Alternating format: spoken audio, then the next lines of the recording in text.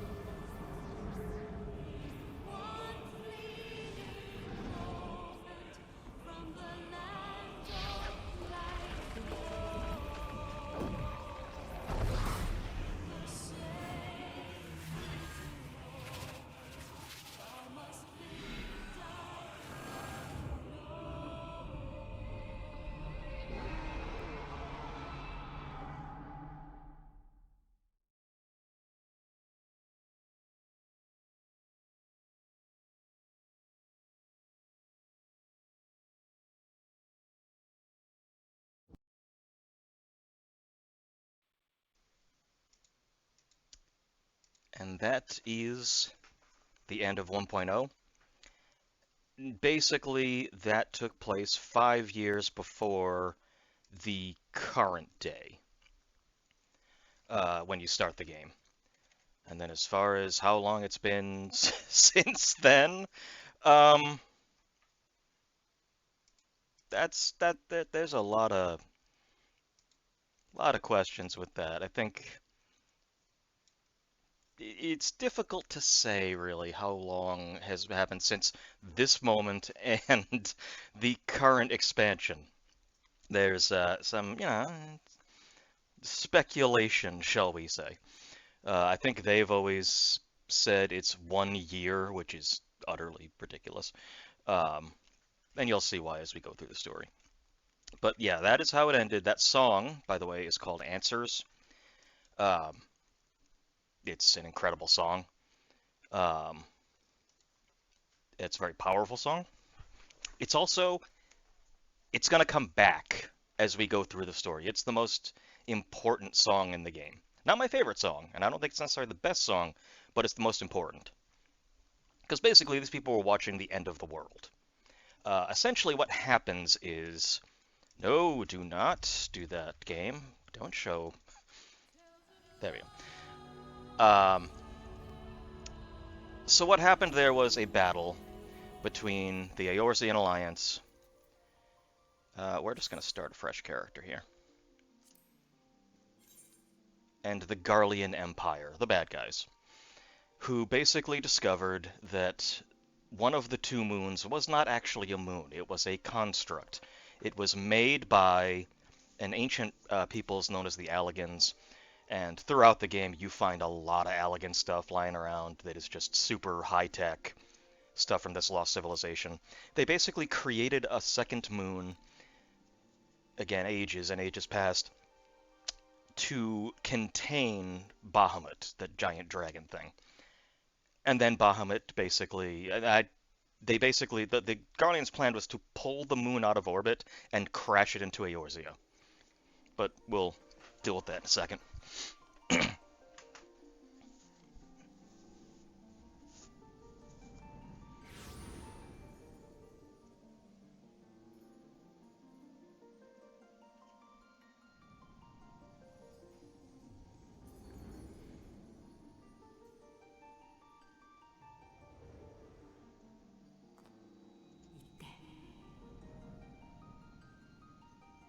I also will be. I have the Japanese voices on because I'm not a fan of the English voice acting.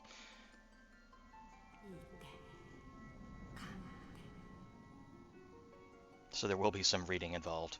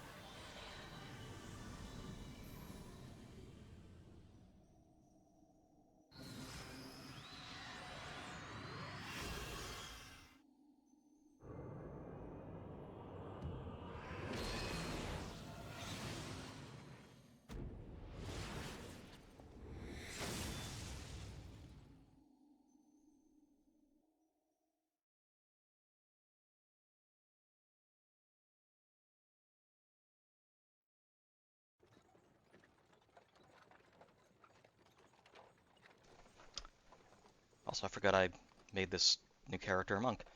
I'm probably going to switch to Dragoon once we get to Gridania. But ultimately, class-wise, I'm probably going to switch around a lot. Um, my main is going to probably end up being Dragoon, but until we get to Heavensward, the first expansion, and then I'm going to immediately unlock Dark Knight, and I'm probably going to take Dark Knight most of the way through. No, don't skip cutscene.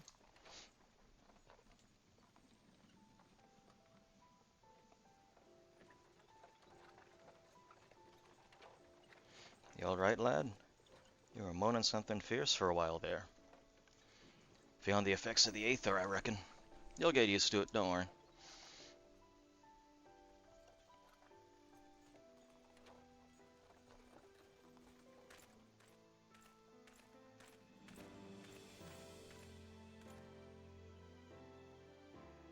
You there, halt, the brass blades. That's right, we're gonna start in Ul'dah, since I'm starting as monk.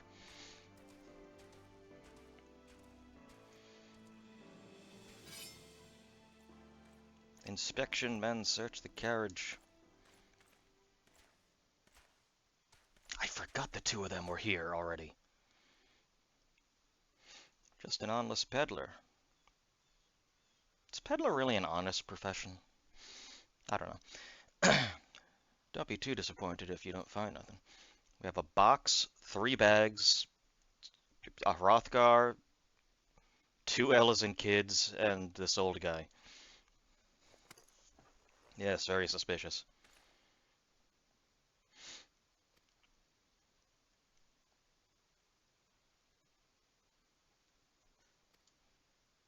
He has the weed.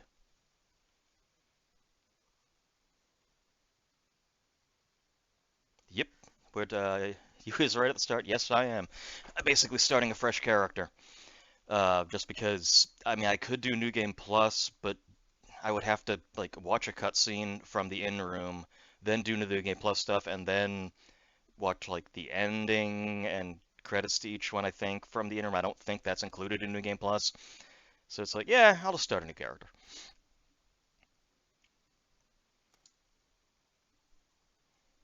We're drug traffickers, apparently.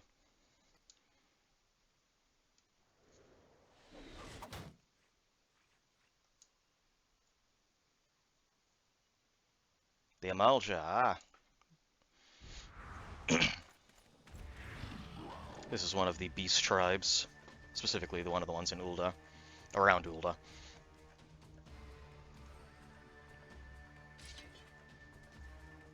We'll be dealing with them. And helping them at one point. There's a whole balance going on in this game that, once we're out of the cutscene and in the city, I can kind of go over some of the, here's what happened at the start, here's where we are now.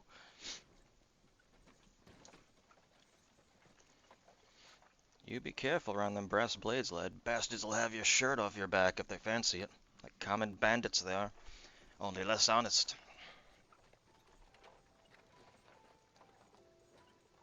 Thank the gods for sending some beastmen to the rescue, eh? Like, dude, I'm like a cat man and I'm standing right here. Mind keep me company till we arrive?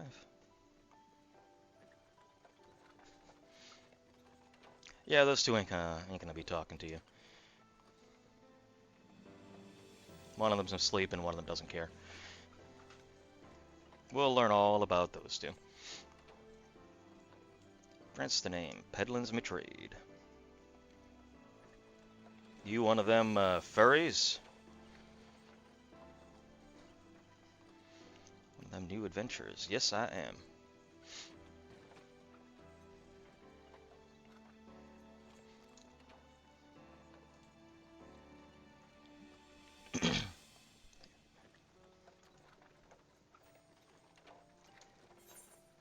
A lot of these things, it doesn't matter. It's just flavor. But,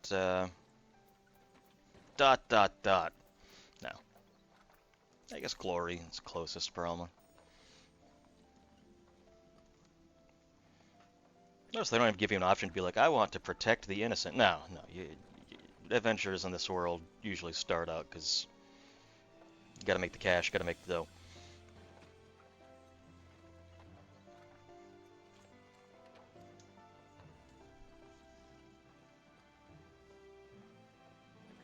I assume that's at the quicksands. To be honest, I usually start as a lancer in Gridania, so this is gonna be a little different. I assume the Adventurers Guild there has got to be just in the quicksands.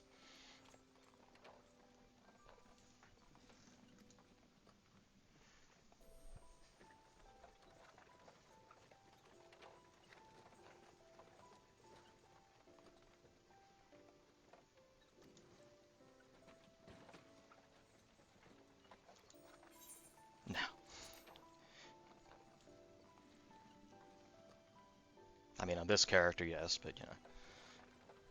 Been there plenty of times. I just downloaded Answers to my Spotify. Good. Yes, it's like, a lot of the songs in this game. I mean, you got Dragon Song, you have Close on the Distance, you have even some of the boss themes are just really, really gorgeous music. And Answers is, again, it's the most important song in the game because it's basically the people of the world asking God why. Why is this all allowed to happen? And the response they get is basically because it's the only way. It has to be this way. And it's kind of up to you guys to find the answer for yourselves. And that's also going to be something, again, that song's going to come up a lot, especially in the most recent expansion. And we kind of understand why everything has happened the way it has. But that's quite a ways away.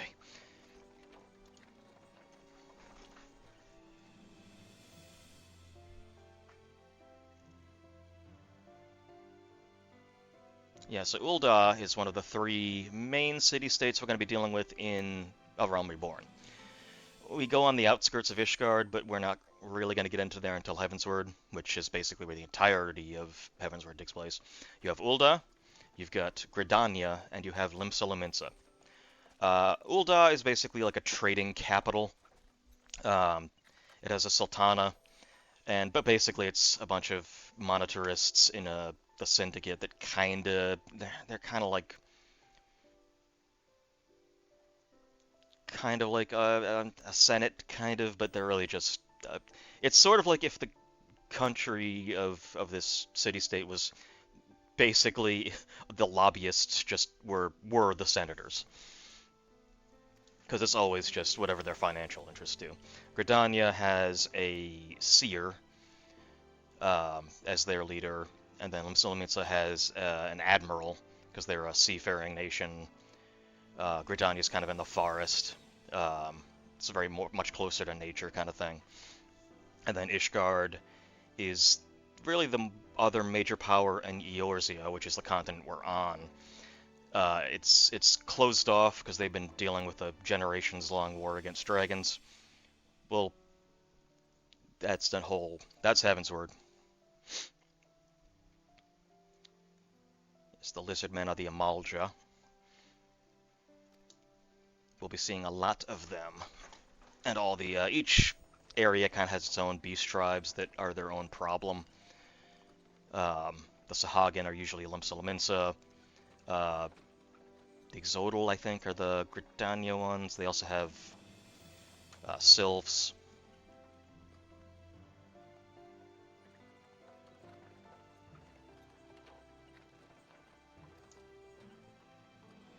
But even after everything that happened, the battle in that cutscene was the Battle of Cartno, when the Empire decided, you know what, screw Eorzea, let's just drop the moon on them.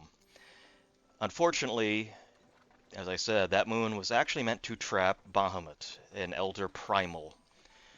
Basically this super powerful entity that they trapped so long ago.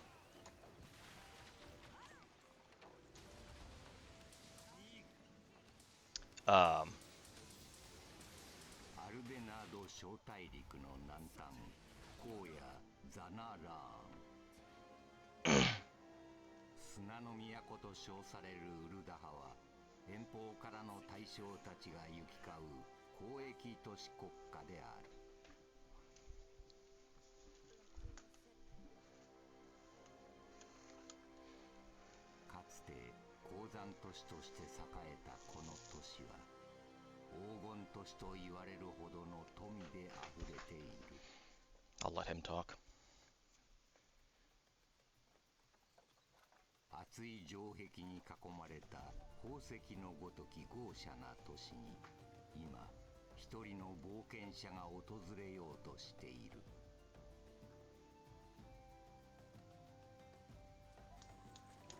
今はまだ己の運命を知らぬ者。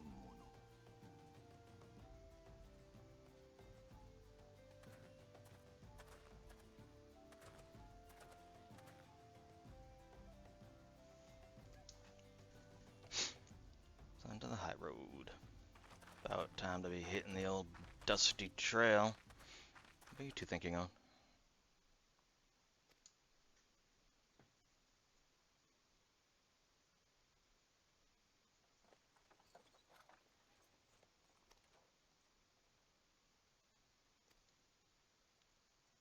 Oh, you have no idea how much of a storied personage I'm going to become.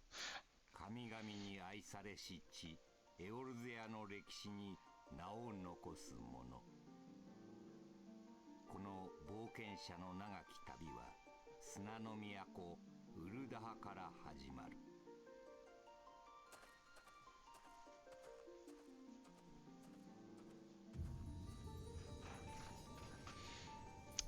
So basically, the Empire drops the moon. Unfortunately, that frees Bahamut, which they kind of weren't planning on. And it basically starts just... It's powerful enough to end the world. The older figure in there, Louis Sois, a scholar and mage from a place called Charlian, basically was able to summon... There's basically, as far as the pantheon of this game, you have the 12, which are 12 gods, and then a central figure, Hydaelyn, the Mother Crystal. They're kind of like the archangels, I guess. He was able to summon them, and he tried to re-trap Bahamut inside a new Dalamud, which failed. It broke out again, and we don't know exactly what happened yet. We'll find that out once we get to a certain raid. But all anyone in this world knows is it looked like that was the end for everything, and then hard cut, everything was fine.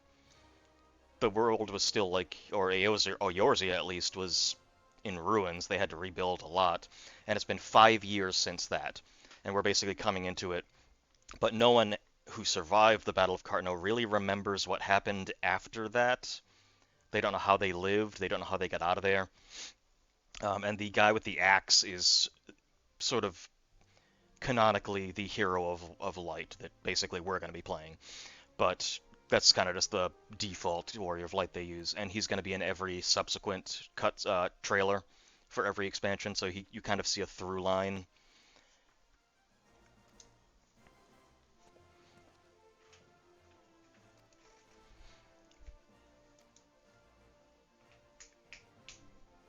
Oh, there's a cat joining us.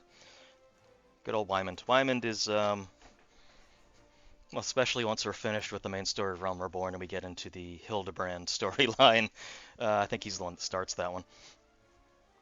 That'll be a nice break after the initial drama of Realm Reborn. We're going to be able to get some nice comedic things going on with Hildebrand every expansion.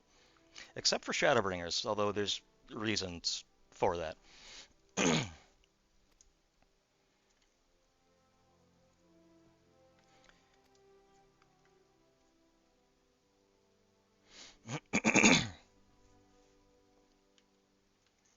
Alright, so here we are. Yeah, we're going gamepad. Okay, yeah, there's a lot going on here. First things first, I guess I should probably just start setting up. So basically on controller, because I prefer controller, it's just more comfortable than hunching over a keyboard the whole time. Essentially what you have at the bottom of the screen there is crossbars. They represent the D-pad and the 4 face buttons. By holding one of the shoulder buttons, I get one, then holding the other one, I get the other one. And then there's also, you can get more, I'll have to unlock that in the menus, I'll do that later, I won't need it yet. But if you press one and then the other, you get a different set, and then press, vice versa. If you double tap one, the cat apparently does not like what's going on screen. She's attacking the TV. No, that's me, hon. That's a good guy. So you have a lot of buttons, and a lot of these classes end up, especially if you're playing on True Strike, we're going to put here. Snap Punch is... Yeah, that's this. Meditation, I usually put it here. Mantra, I'm not really going to need for a while. I mean, all these, you can see, level 1, level 4, these are all going to be. Twin Snakes goes here. Dragon Kick here. Actually, this, I'm probably... Oh, that's right, that's Armor the Destroyer. I guess I'll just put that there for now. And then Demolish, I'll put... Wait, no. Demolish, I want this one. There we go. That's pretty much how I'm going to set it up for now. Again, it's not going to be till we unlock... Because right now we're a pugilist. You start out with a standard job like that, and then you, at level 30, you unlock the better version of that. In this case, Monk. Once I get to Gridania, I'll unlock Lancer. Oh, sorry, I got to talk to Wymond.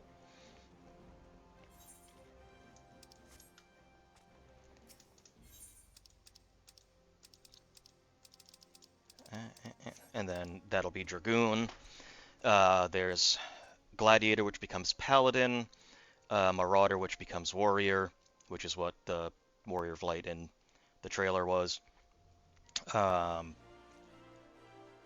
have Archer, which becomes Bard. I can actually just look it up real quick. You can see these are all the classes, basically. So you've got Pugilist, Lancer, Rogue, which will become Ninja. And then you have classes that were added after A Realm Reborn, which don't have a first form, because they start at a higher level anyway. That's Machinist, Dancer, Thaumaturge becomes Black Mage, Arcanist becomes either Scholar or Summoner. Then you have Red Mage, Blue Mage. We'll get into Blue Mage. That's a whole... It's not quite like the others. It's kind of its own thing. And then Reaper and Samurai are its own thing. Dark Knight and Gunbreaker. Dark Knight is probably what I'm going to play most of the game as, along with Dragoon. Although Monk, I don't know, maybe I will stick with Monk with my main DPS. And then you have the healers, Conjurer, which becomes White Mage, Scholar, Astrologian, and Sage. I'll probably have one of each that I'm going to use a lot. Sage will probably end up being my healer. Yes, I know how to initiate quests, thank you.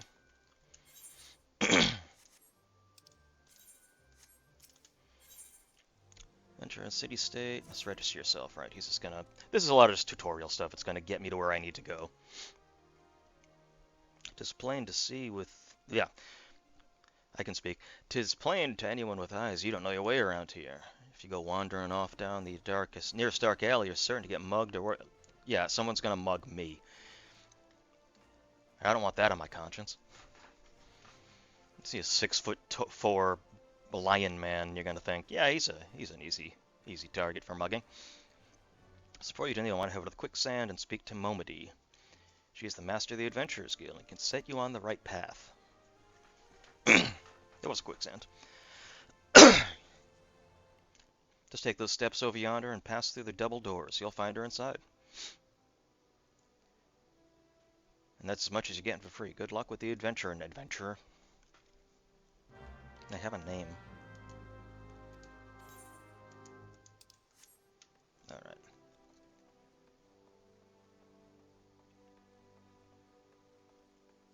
Ah, the quicksand. Once I'm sort of out of the tutorial and in to like the world proper, this place is always packed with people RPing. It's a very popular spot. Y'all got any more of them pixels for that book there? Why, hello there. Who might you be? Looking to join the Adventurers Guild, you've come to the right place. Name's Momody, and I own this fine establishment, if it please you. Also member to the Adventurers Guild here in Ul'dah, so you might say that looking after green adventurers like yourself is my vocation. Lucky for you, that is. That it is. Without me, someone like me to steer you right, you'd find yourself in the middle of nowhere, caught up in business you don't understand. Like our conflict with the Amalja here, we're already going into that. They've been plaguing the Sultanate for nigh on, forever now. The Garlean Empire, yep. None can say for sure what they're plotting these days, only that they are. Then there's these prostitutes. people drink and make merry, but underneath it all, there's worry. Worry and lingering feeling of loss. Although Ulda's fairly far from the front lines, Gridania's the one that's literally not on the Empire's doorstep, but on the doorstep of Empire-held territory. Scarce been 5 years since the Lesser Moon cracked open like a giant egg, releasing an abomination intent on turning the realm into an eighth hell. So much was lost in the blink of an eye. It was like the end of the world had come at last. But then things began to get foggy. Everyone's got their own version of what happened next. Some of them 2 or 3. You'd think people would remember something like that, but the fact is, they don't. Nobody does. There's one thing the survivors agree on. The part played by a band of adventurers who laid down their lives for the realm that wasn't their own. They fought valiantly like so many others, never returned. Deeds worth remembering, but I'm sure you'll agree. It's just a shame our recollections of those brave heroes are as jumbled as those of the Calamity itself. Whenever we try to call their faces to mind, it's like standing between us and the midday sun, permanently silhouetted. I'll bet that sounds poetic to you, doesn't it? But it's not. It's bloody infuriating. But even if we can't remember them, we'll not let them be forgotten. And so we call them the Warriors of Light.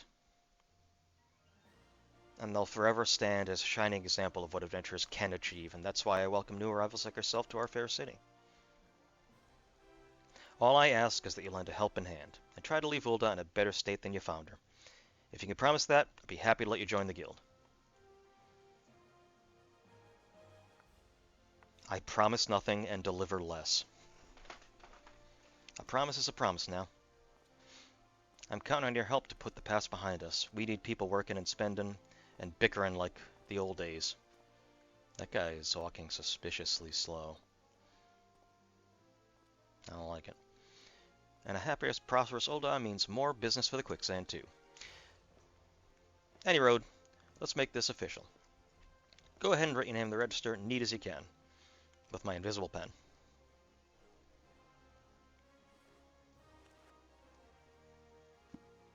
Kil'rath Akangi.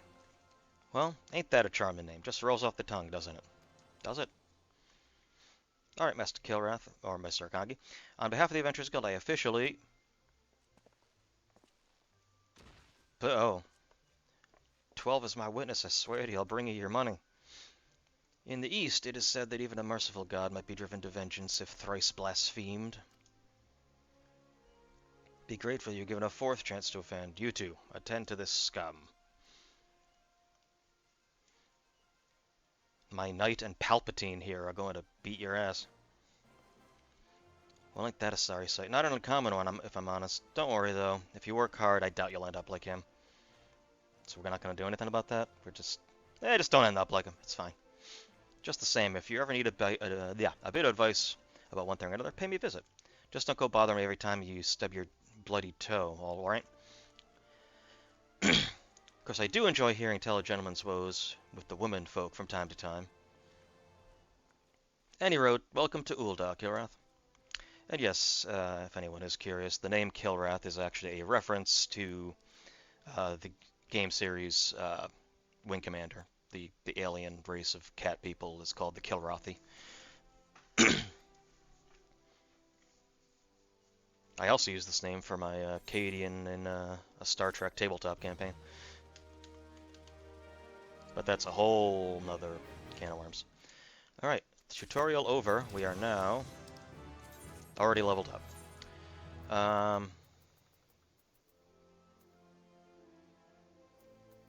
Is this the one that gives me extra experience, or am I...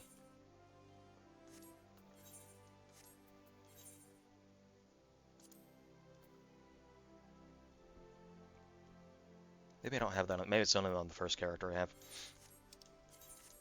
One thing, unfortunately, as a Hrothgar, they're one of the 2 newest races to be added to the game, and a lot of hats just don't work on Hrothgar. You can wear them, it's just they won't show up. He usually has an eye patch, because I just made that part of his character, because those at least fit. So now we have a couple things we can do. We have the main story quest, which is... Actually, I might as well just grab that. Main story quest is the one in the little meteor logo. And then I also should go to the Pugilist Guild and start the quest line, because every class has their own quest line, their own story. Dragoon is really good. Monk is pretty good too. Um, Dragoon is one of my favorites, so I'll definitely switching to that as soon as we get to Gridania. But the best in the entire game is 100% Dark Knight. It has the best story of all the classes. So we'll be doing all those, obviously. Those. I'm not a big mage player. I'll probably have maybe one, probably red mage if I'm going to do any. Um,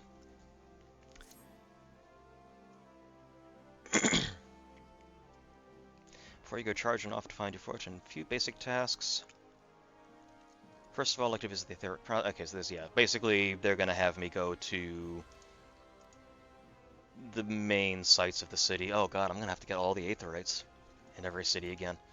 I just realized that. Sapphire Exchange, yeah. So this is the get to know the city, get to know how to do thing. I don't need to listen to all that. We want to get to the good parts of the story. Yeah, I don't need advice.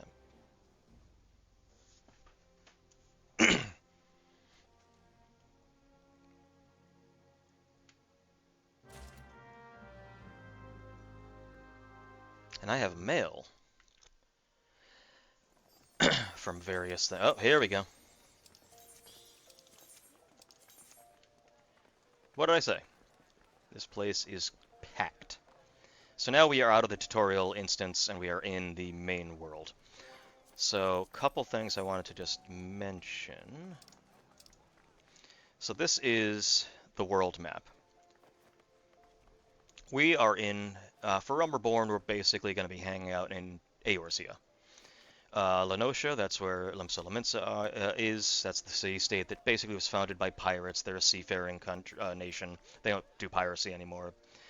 They're basically the big naval power. You have the Black Shroud, which is where Gridania is. Again, it's a big foresty area. Girabanya. This was a free city-state, and then the Empire moved in. The Empire is kind of like somewhere, like actually right there. That little tower coming out, that is Garlemald. That is where the Empire is seated. They basically conquered their whole continent, and then they started moving in on both Eorzea and Othard, which is basically the China of this world, and Hingashi is the Japan. We'll be heading there in Stormblood. They took over big chunks of Othard. Hingashi's still neutral. Then there are other places that aren't even like really visible on the map yet. There's Old Charlian, and there is Thavnair. But Girabanya is where Alamigo is. It's right on the border of the 12's Wood and the Black Shroud. So that's where the Empire was stopped. So right now, everyone in Gridania is always a little on edge because there's a big-ass wall that the Empire put up to basically cordon off where their territorial claims in Garabania end. So they're just always there as a constant threat. And then we have Korthus, and Ishgard is over here. Again, we're going there in Heaven's Word, although we will go to Korthus in Realm Reborn. We will go there, which is kind of just on the outskirts of Ishgardian territory. But we're going to be basically heading to everything on this map within the first two expansions. Stormblood is basically over here. And then Endwalker, we actually do a little bit in Garlemald, but not too much. And then I think we also, well, actually, we'll go to an area down here in Stormblood and Shadowbringers as well. But let's go see the city itself. Oh, it's nighttime. Oh, right now the Halloween event is going on. So actually, you know what? I should be able to do that too, actually. Because I think it's level 15 you have to be, and I'll definitely be level 15 probably by the end of the day. There are also just little quests you can do just if you want some experience and cash. Although I'm probably... That's the itinerant Moogle. Where is the male Moogle? Also... Okay, there's the Aetheryte Plaza. So Aetherites are basically how you canonically in this world teleport. Everything in this world is ether. That's kind of the building blocks of everything. Uh, it's like the life force. It's the nanomachines of this game. So basically, if you can attune yourself to an aetheryte, you can teleport to any other aetheryte you've attuned yourself to. It's like a fast travel system, basically, but it is canon that people can do that. And even if you're not a mage, it's one of the magic-y things that most people can do, because they kind of have these conduits to help them.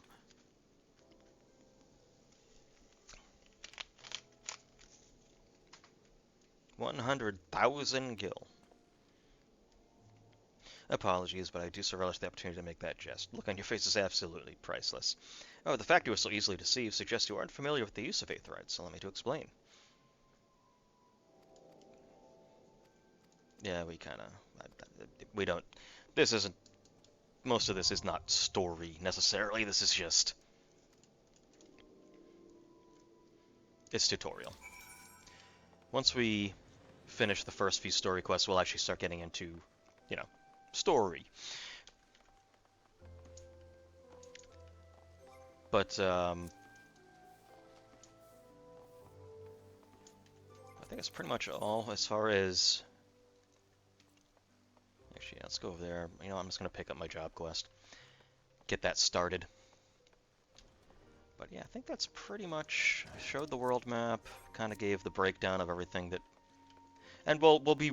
Other things that happened in 1.0 will be referenced. Some of it kind of clumsily, but if there's any slog in this game, it's a Realm Reborn. It's the 1 to 50. Because they were also, and they had no idea if this was actually going to succeed. Because I mean, the bad taste in everyone's mouths from the original launch that didn't go well. This was kind of their last-ditch effort to save the game, and it worked. It was good, but it is still a little bit of a slog, especially if you've already done it before.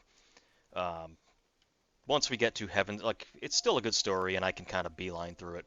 But once you get to Heavensward, that's when the story really starts to become some of the best writing Square Enix has ever had.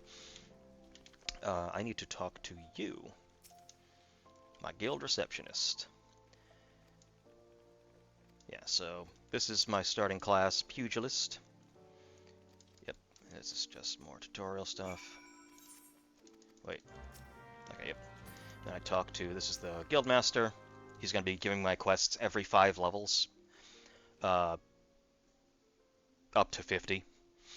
And then after that, it's every 2 or 3, usually, depending on the expansion.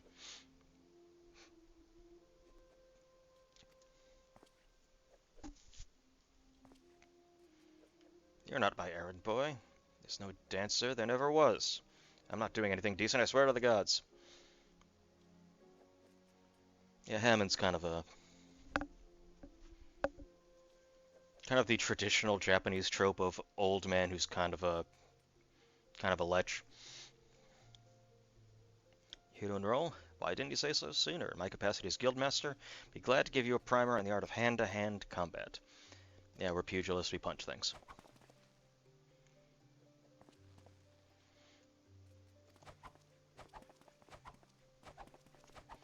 This goes on for 3 hours.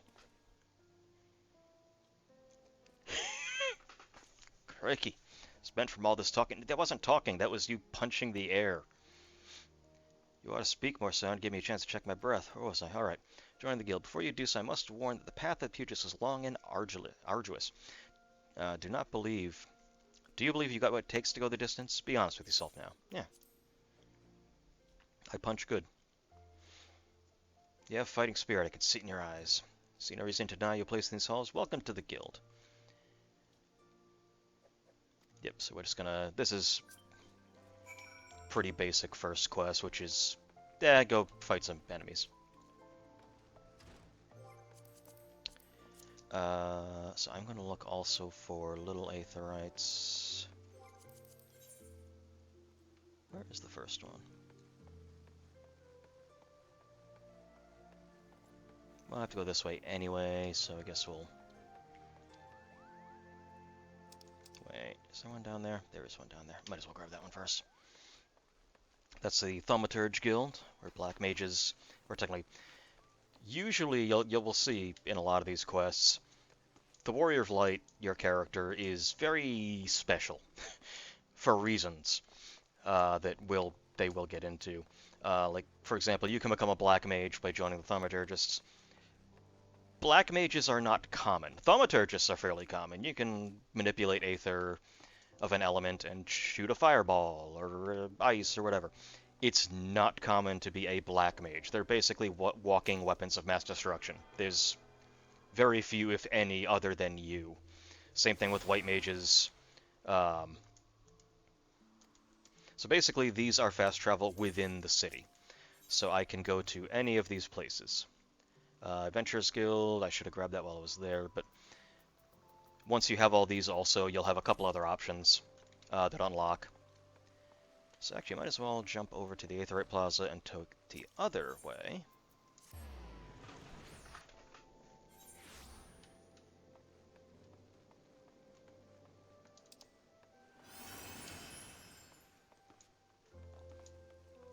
And yes, I'll be doing this completely spoiler-free for anyone watching, just because it's very easy to spoil the game. Even just watching, listening to certain songs, you might actually get some spoilers, to be honest. Um, but certainly, like, watching videos that accompany the songs will probably give a lot of spoilers. So it's like, if you're gonna listen, just make sure you're only listening. Don't look at the videos, especially the trailers. Um, and in some cases, I almost recommend to. Did I go completely the wrong way? I went completely the wrong way. I kind of recommend not listening too much to things like that, simply because a lot of the songs are really good, but also they're really meant to be listened to the first time in the moment when they're supposed to happen. If you've heard, like, Close in the Distance, for example, it's not going to have the same impact as when you're supposed to hear it for the first time.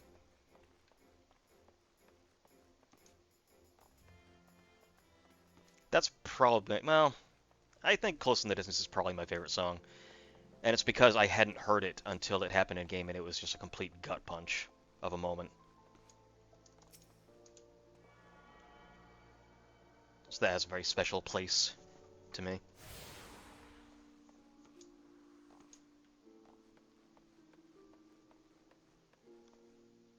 I realize I'm gonna have to find.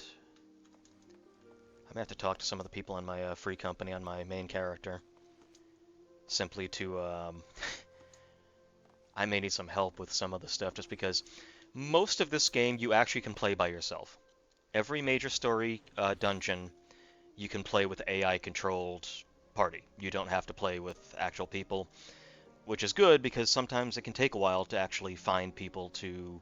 You'll be in the queue and it might take, 20 minutes sometimes, especially for the raids and trial series of each expansion.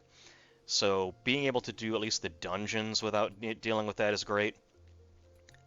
But specifically the Binding Coil of Bahamut, which is going to be probably the last thing we do in in Realm Reborn, because that kind of closes out everything we saw in the trailer. Uh, that I'm probably going to need some help from some guildies to just kind of, even just a level 90, just to solo it with me, just so we can at least see the story. Because, yeah, it's kind of rough to try to find a party for that. Newly come adventure. Oh, actually, that's something I can talk about. Oh, yes, this is. You'll also notice this is a Lalafell. They are like the little hobbits of this world. Um, and their names always have that sort of like rhyming scheme to them. Like, well, we'll actually meet a couple that have various, like Teleji Adeleji is the character we're going to be meeting. Things like that. They always have kind of a rhymey kind of sound to their names.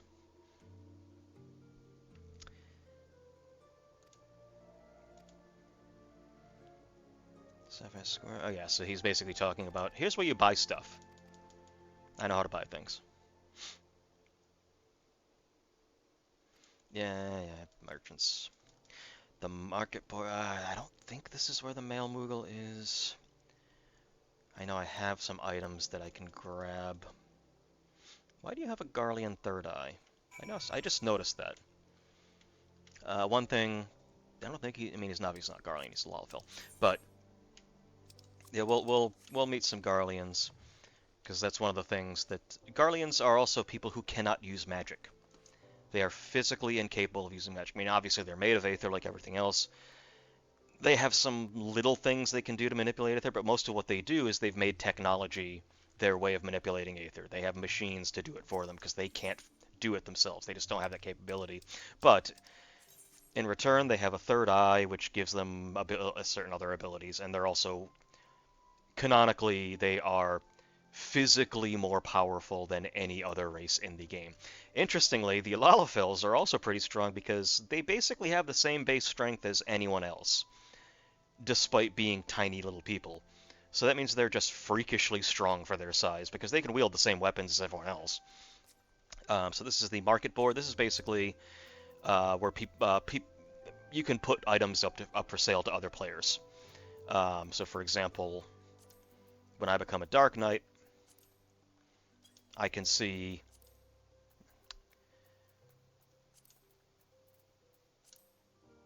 all the various weapons people are putting up for sale for probably a lot of money. Which that's not bad at all. How much is the current best? 149 only? I mean, this dude's selling one for 2 million, but that's actually not bad. It was way more expensive when it first came out. That's the most recent crafting, because you could also have crafting professions, which I might do just to make some easy money, although, to be fair, what I'm probably going to do is just transfer a whole bunch of money from my main character onto this one. I'll trade it to someone I know and then have them trade it to this character just so that I can not have to grind money out. Although, to be fair, if you're just going through the storyline, you're going to have a fair amount of money just from that. Did I start with any money? 103? Okay, so not really. Let's grab this. We'll see the rest of the city. Everything's going to basically pick up a lot once we get out of this. I have another piece of mail. What? Oh, might be just starting stuff. So now we should go inside here. Each city has 2 or 3 sections, basically. This one specifically has 3, although they're kind of all connecting inside. The only city I hate, and I mean hate, is Limsa Lominsa. I can never find my way around there.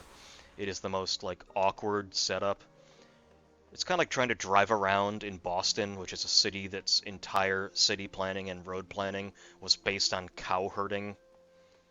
So it's like nothing makes sense. Limsa is that. Gridania is very easy because it's basically just it's like a straight line and then a circle. Ul'dah is also basically pretty darn easy to navigate because it's a ring. When we get to Ishgard's also pretty easy to get around. I'm trying to think other ones. Kugane is a little confusing when we get there, but not... You don't actually spend a whole lot of time in there, to be honest. Thavnair, Radzatan is fine. I mean, a lot of the cities get a lot easier once you get all these little Aetherites, because it's going to be a very quick way to just get to where you need to go. So now we're going up here. I think... Actually, let me grab that one first. I think we might be done on this floor with this one.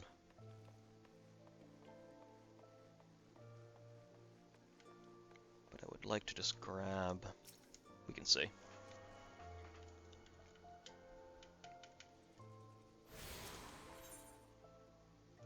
Yep, I already have the Gladiators Guild. Okay, so now we just have to go to the next zone, grab 2 more, and now we have everything in Ul'dah. And I'm going to be repeating this in every other city. Although there's probably going to be a lot of off-stream stream stuff where I just do a lot of busy work. Because again, I want this to be mainly just the story, not... You don't have to see me do all of my daily, dungeon roulettes to get experience.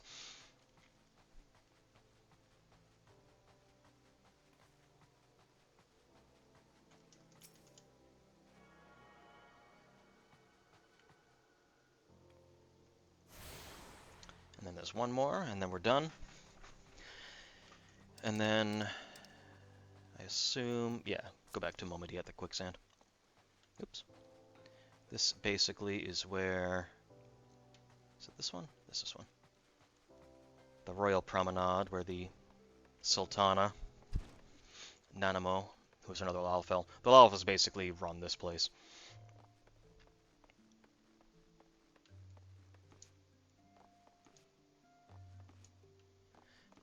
But yes, I can talk about the different races in the game and kind of what they're all about. Again, the Lalfells are big in Ul'dah. They're big in the Syndicate. There we go. So now we have everything, which means I can now take a portal outside the city. And also I get access to the airship landing, and then a couple places outside, which is going to be useful. But let's actually go to Quicksand. Let's finish this off, and then I think we can go outside. I'll do a little leveling.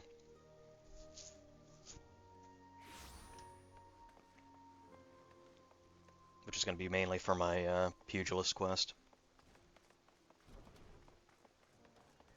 This place is hopping.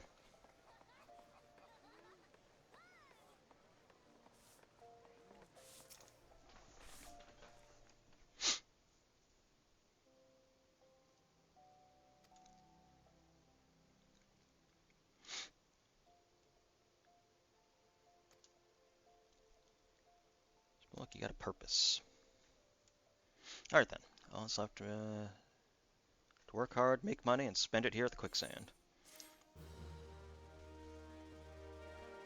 Each expansion will also have its own quest accepted and quest complete music. I level up again! I may level up to 5 before I even leave the city. I found the Quicksand.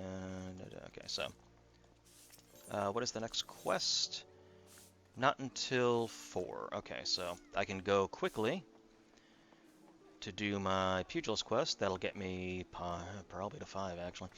Although, wait, I need to find the Mail Moogle before I do anything. Just pick up the 5 things. Some things, like from the online store and just from, like, buying the expansions will get you stuff that is across all my characters. So I have some things waiting for... Where the heck is the Mail Moogle? Is he over here? He might be near the... It's like I know where he is in other cities. This is one I'm not 100% sure.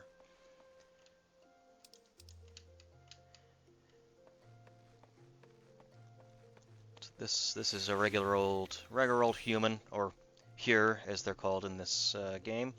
There's also Elzin, which are basically the elves. You've got the Mikote, which are cat people, but not like this cat person, like person with cat ears and tail.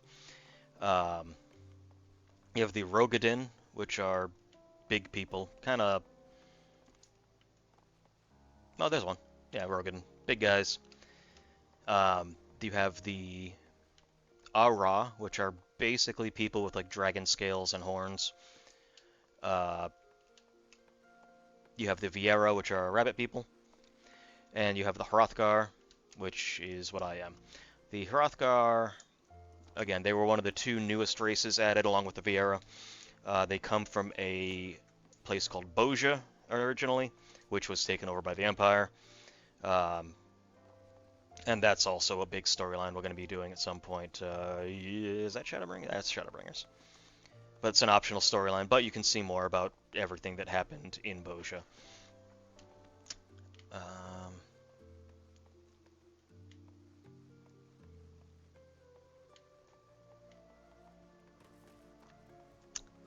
Looking for a Moogle with a mailbag.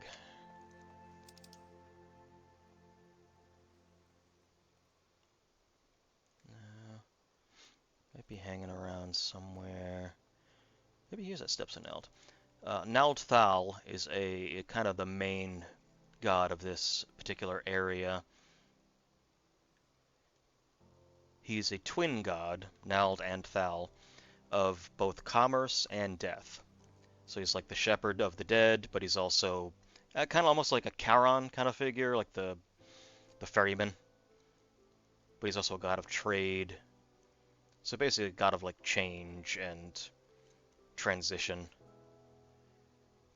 It's definitely not here. Oh, there he is. All right. Yeah, we can grab. Is it closer? Yeah, he's way closer. Wait, is that the male Moogle or is that's their Lieutenant Moogle? He's down there. Got it. Oh, I don't have teleport yet, so I have to do this manually.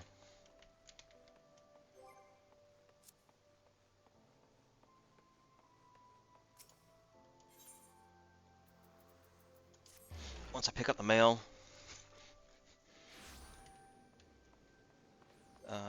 where's Sprint? Just gonna throw Sprint over here.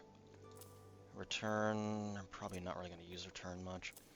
Limit break we're not gonna be using until I really need to start doing dungeons. All that will be explained in time. But I can't remember what exactly I'm gonna have in the mail.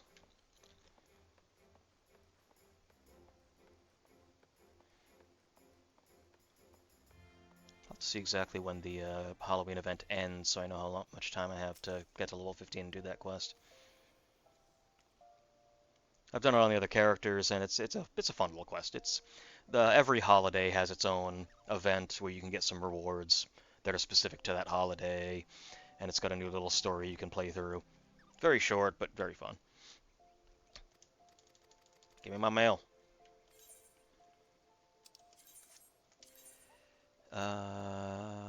Oh, okay, yep. Oh, that's right. Just for, subscribing throughout all the expansions, I get some outfits.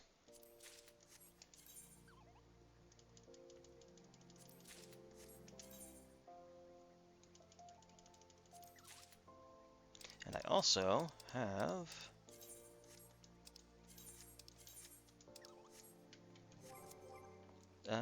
might as well, actually, throw that on as well. Usually you don't get your first mount until... Yeah, let's throw it on there, why not? Until level 20-ish. You can't use them in the city, of course. But basically it just means you can travel a lot faster on land. But yeah, this is something I bought that is on now all of my characters, because... Yeah, around level 20-ish you can get a chocobo. I'm gonna be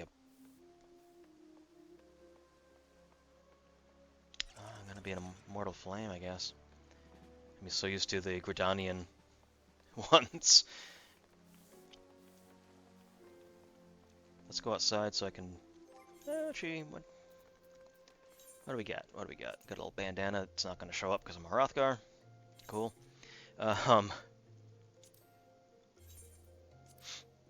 So basically we have...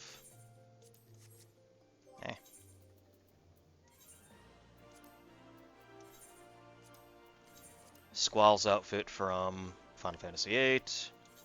We have Zidane's outfit from Final Fantasy IX. Actually, yeah, equip that.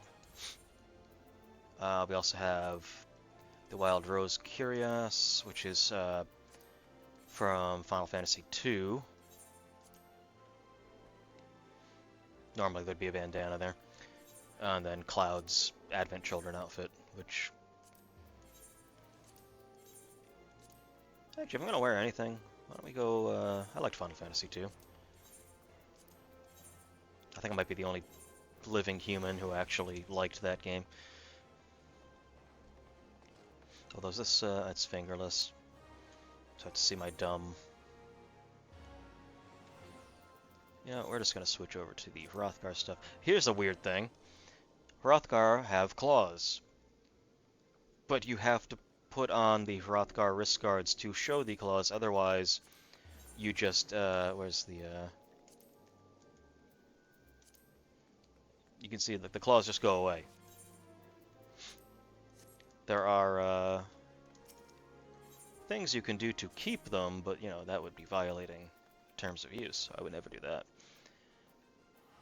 There we go. So now we will start exploring the world, and we'll see how combat works. Also...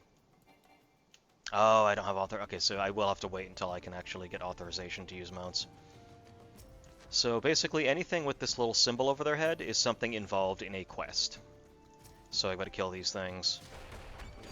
So basically, when I target something, I will automatically attack it. Or I can use my abilities, for example, Boot Shine.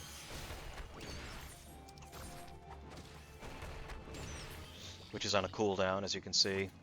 Whenever I use it, has to kind of recharge.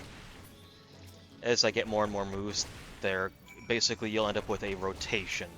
So for example, Boot Shine into True Strike into Snap Punch. You do them one after the other, and as long as you do them in that order, they'll be stronger than if you use them on their own. So you'll have whole combos of things you'll be doing. And Monk is all about the combos.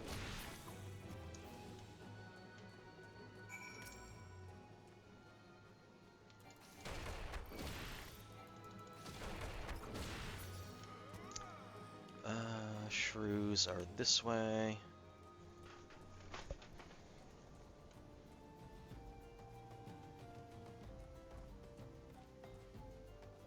So once I do this, this will probably, well, this will easily get me to where I need to be for my main story quest, but it'll also probably be enough for my next pugilist quest.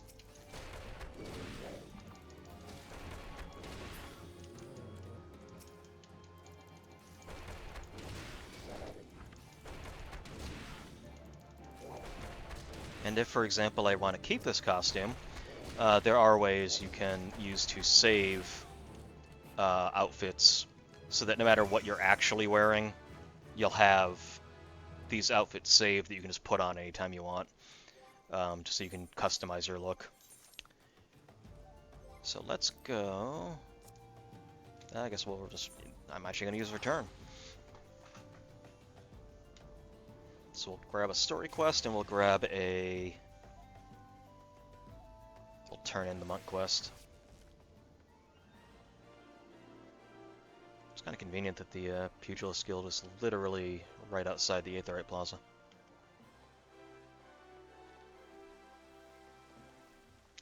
I may snag a couple of these little quests just to... What you'll end up finding... What is this? You want me to collect Shroop? Okay, so just fight more enemies. Okay. At first, it's gonna seem like especially like this. Well, I have to go out and I have to get a certain level to get my next story quest. Once you're at a certain point, you're gonna be leveling so quickly that you never have to really wait. Like it's gonna happen on its own. That's okay. Why not? I get to threaten someone. Youthful Vigor is a blessing thing. Hunting Log, that's right. The Hunting Log is something... I don't have quite enough. Basically, it is over here.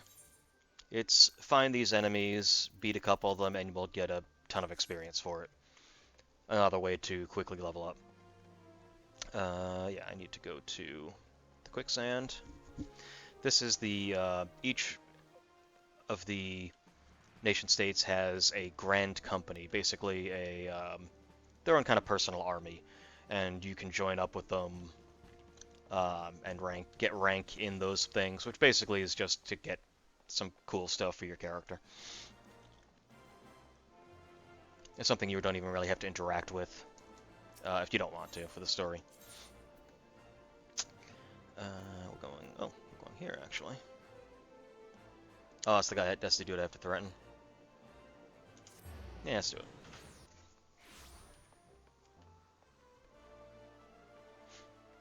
He's over here.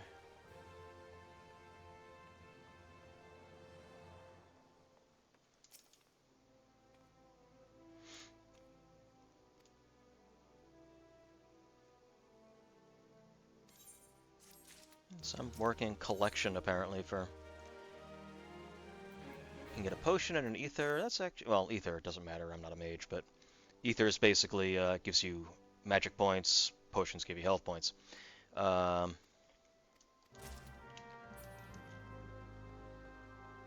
Appraisal. So we're gonna go this way.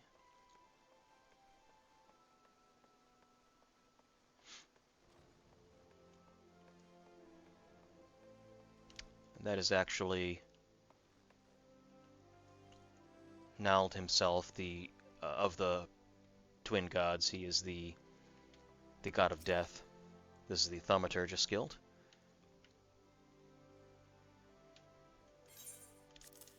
Yo, is ring worth anything?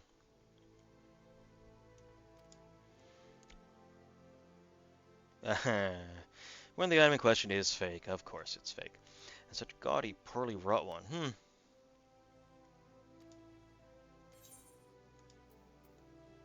Potion is all I need. Okay, so now we're getting all experience.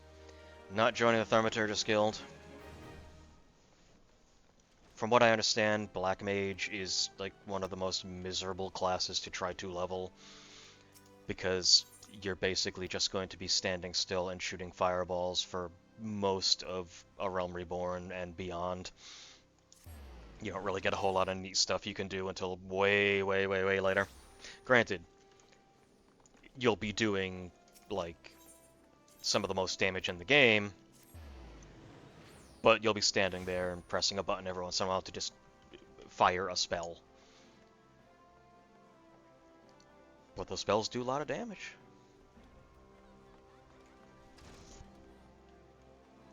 Alright, so now we get our next story quest, so now things will hopefully maybe pick up a little bit. Ah, our first piece of gear. Got your bearings about you yet? If so, mayhap it's time to go venturing beyond the city walls. The bustling streets of Uldar are one thing, but the wilds of Thanalan, that's another altogether. A noble oak you might fancy. Papashan. Papashan?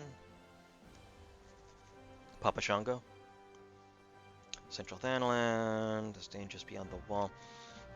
Once I get into a nice clip as far as leveling, most of this story is going to just be me going story quest to story quest to story quest and just continuing without really needing to, again, do a lot of grinding, because once you're at a certain point, yeah, we're going the right way. Once you're at a certain point, it's like you really only need the story quests.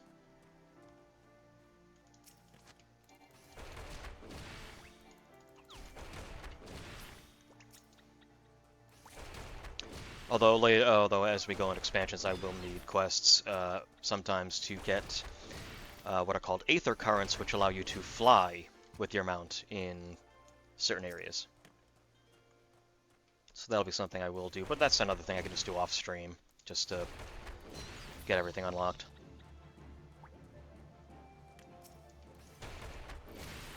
So I need one more of those.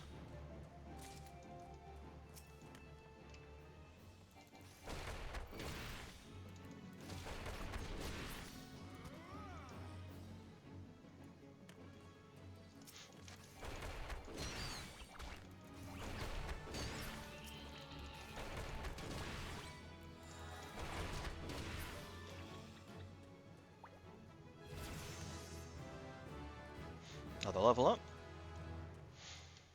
I could technically, because Paladin's also pretty fun, but I would rather not level Paladin all the way to 50 and then just switch to Dark Knight. It's like if I'm gonna do a tank class, I'm just gonna kind of just do the tank class all at once. Because again, this is not going to be my main character that I play in my free time. This is my story character, so there's no need to like level everything.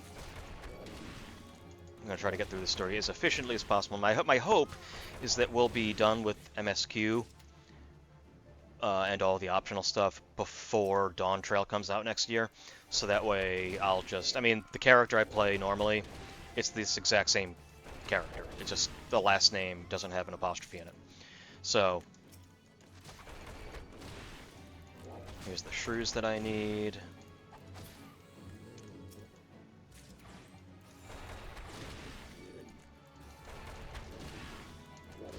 And that should be it. Yep. Is there anything else I need to hunt, or are we good? I think we're good. Yeah, we're good. This is the trolley station.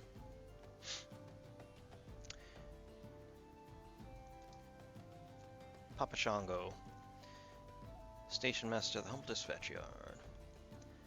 An empty title, I assure you. I'm truly no more than a tired old alpha passing his final years in quiet solitude. That's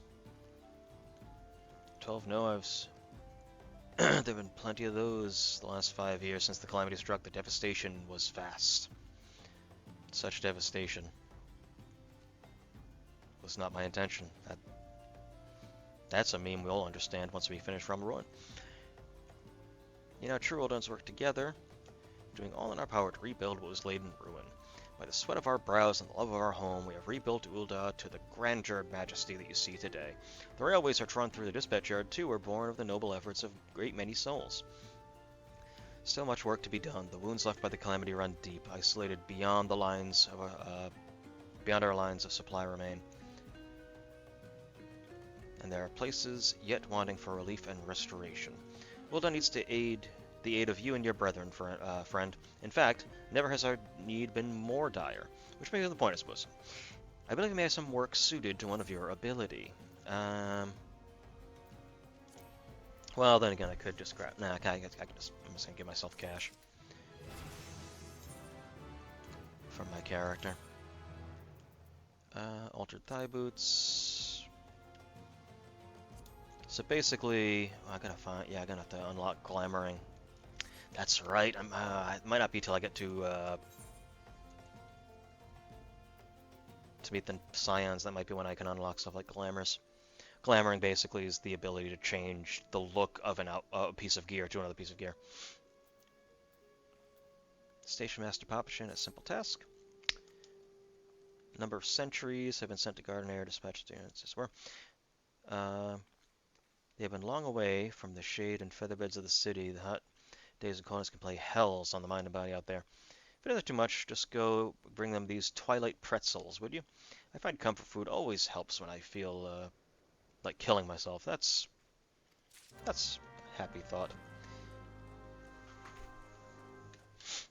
He's not depressed. I mean, granted, so the calamity is only the 7th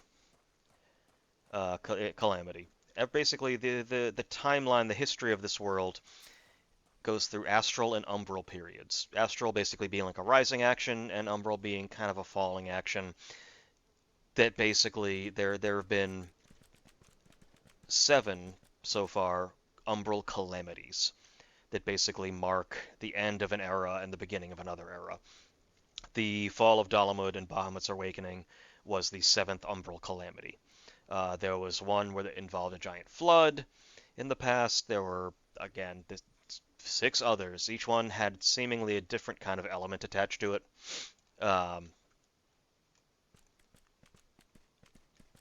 And there's a whole timeline they don't really need to get into. You just need to know generally that, yeah, there have been a lot of calamities over the past thousands and thousands and thousands of years, and that we just survived 5 years ago the most recent, which is the 7th specifically.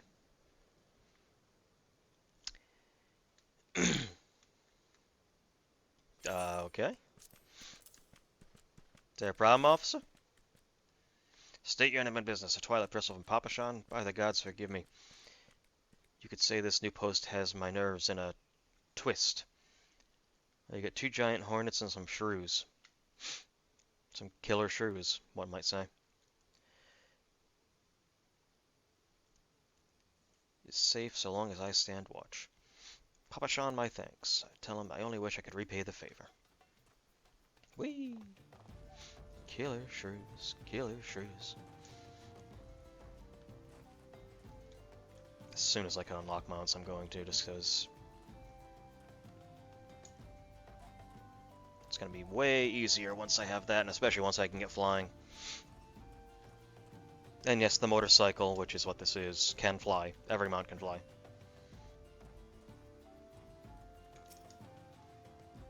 Western front clear, eastern front clear. For me, from Papashan, a Twilight pretzel. Is it like a vampire pretzel that shimmers in the sun? Can't fight on an empty stomach now, can I? Actually, can't fight on any stomach. I suppose you could say I have no stomach for fighting. Oh, it's okay. So you're a wuss, you know. Don't worry, I won't tell anyone. I'm a coward too. Star Marmot.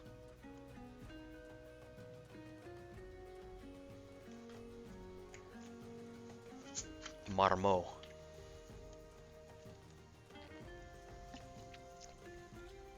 Adrian Marmot.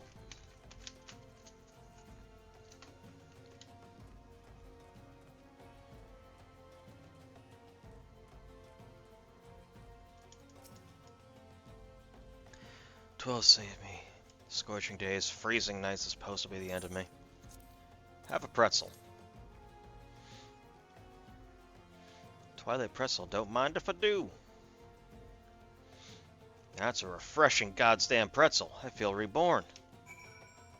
Like the realm. That's dumb.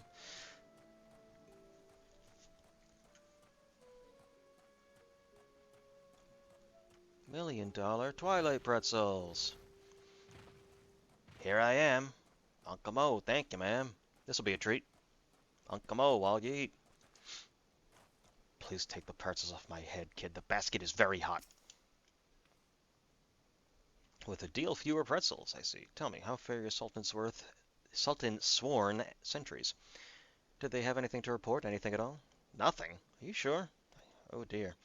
Take this for your trouble, and stay a moment. There is more I would ask of you. We're just gonna grab... How much are these worth? 100 each? Eh. Yeah, we'll grab another weapon here. I have just this moment. No, the time for concealment is past. The truth is, even before I had you deliver pretzels, I was privy to some most unsettling news, which is the real reason I sent you to meet those Sultan Sworn.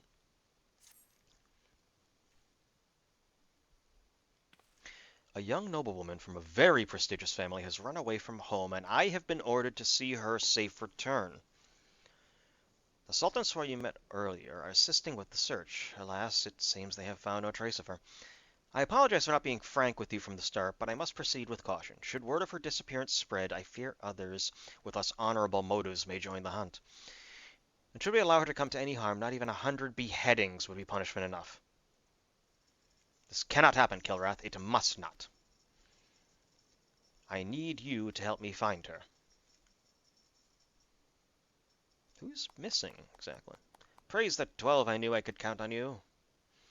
I've instructed the others to expand the search, but Thanalan is vast and there are only so many of us. The young noblewoman's name is Lady Lilira. I want you to go south and look in around the vicinity of the Sultan Tree. Good luck.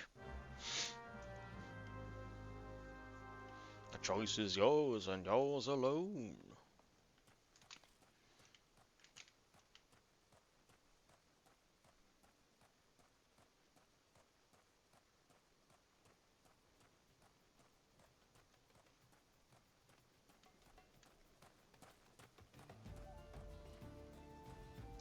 You may also notice the time in this game is not real time. You know, instead of seconds, it's schmeckens, as John Tron once said. So you'll see a progression of day to night. Doesn't really affect a whole lot. It's just...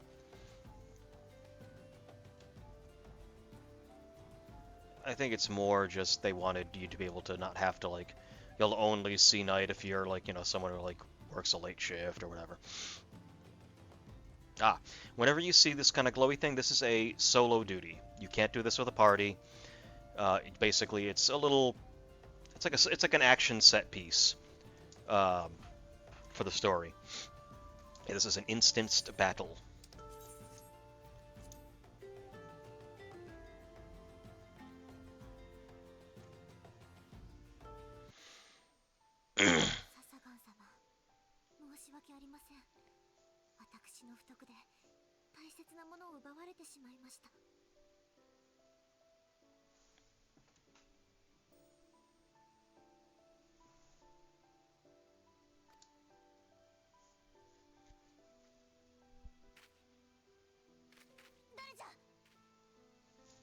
Oh. Oh. 探しましたよ、リリラ様。 Hey, Thanker, what's up? お一人で出歩いては危ないと何度言ったらご分別なさるんです。放っておけ。リリラは一人になりたいのじゃ。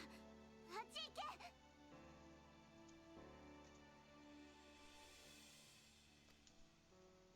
そうはいきません。このところ物騒ですからね。それにここのエーテルは乱れています。嫌な感じがするのです。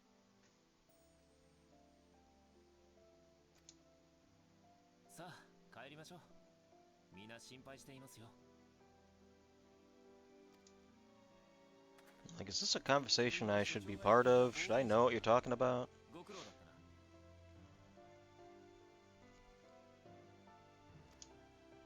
リリラ様はこの通りやんちゃでね。俺も所長もよく苦労をかけさせられているんだ。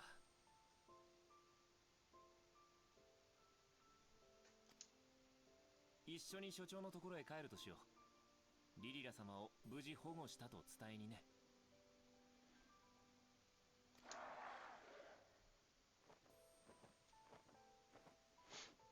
Why is there a void center?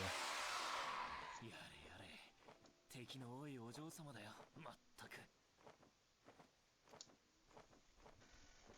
リリア様、下がっていてください。 I think the equivalent of this in Gridania is just like a big tree ant. Although I guess no, I'm trying to think. No, because that would be. I'm trying to think. Why would there be a void scent around here? That's basically demons are basically known as void scent. That's basically what they are. They're from this other world known as the Abyss. 君、手を貸してくれ。やるしかないみたいだぞ。 Please stay in harm's way. Yeah, I'm just gonna punch this thing in the face.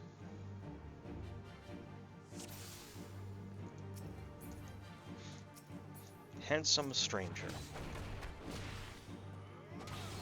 So I have my second move now, which means I can do one, then the other.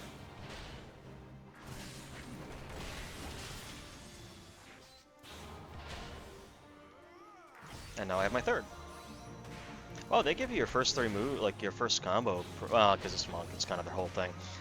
A lot of classes don't get the third hit of their combo till a bit later, because they have a whole bunch of other things that, a lot of other utility things in between. But monk, that's their whole thing, is kind of weaving in and out of different combos.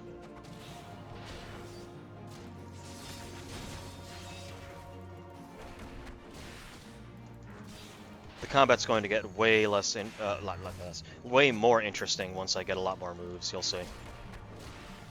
I mean, because all of these buttons, about 3 times as many buttons I'm going to be using, for the most part, between all my crossbars. Hey, we're at level 7. Look at that. Almost ready to start dungeoning.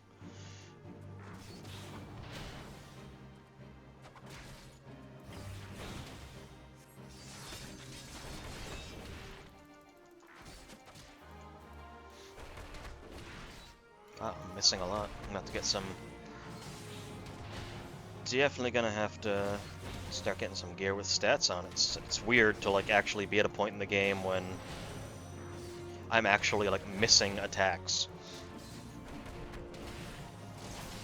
Eventually you have enough stats that like missing doesn't happen.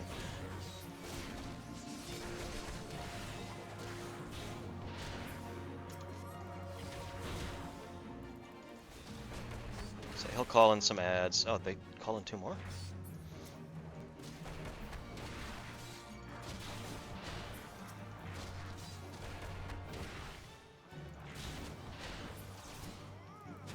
I guess a Void Scent is more interesting than just fighting a big tree, like the Gridania MSQ.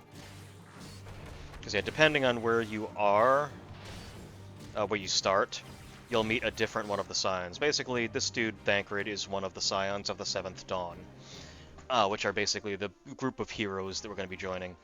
And you meet different ones depending on, or you meet different ones first, depending on where you start. I don't know who you meet in Limsa. I know it's Papalimo and Ida in Gridania. So it's gotta be in Limsa. Is it not Orangier? You also meet Stola, I think, because she's kind of a Gridania, or is she? Yeah, I'm not entirely sure who you meet in Limsa.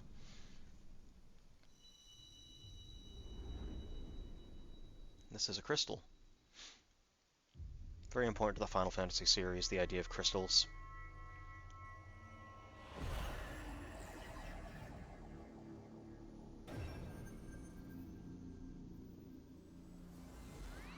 They are also intrinsically tied to Hydaelyn herself.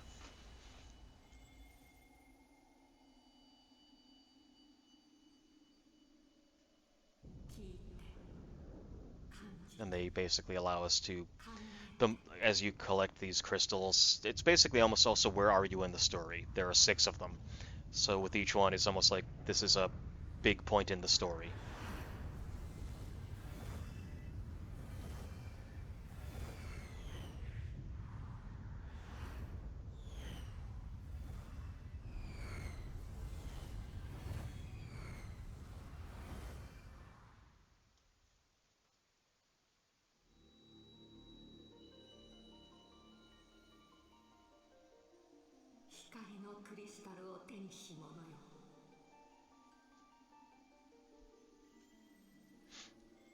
So once we have 3, that means we're basically halfway through the story.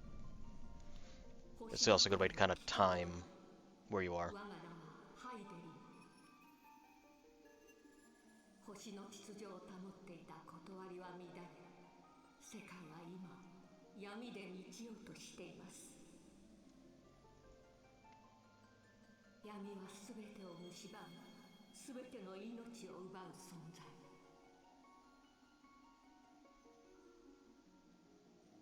You know, we just dealt with a crisis 5 years ago, and now we got to deal with another one.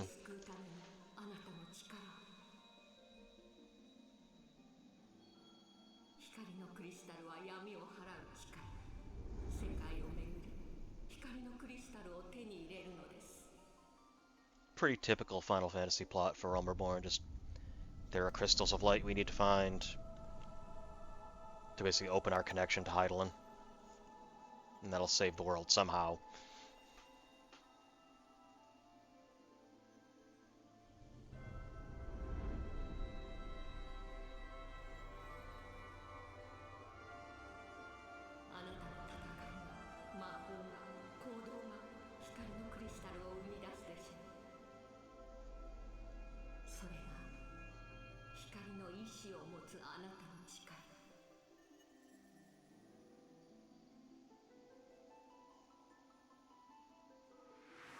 Whomst are you?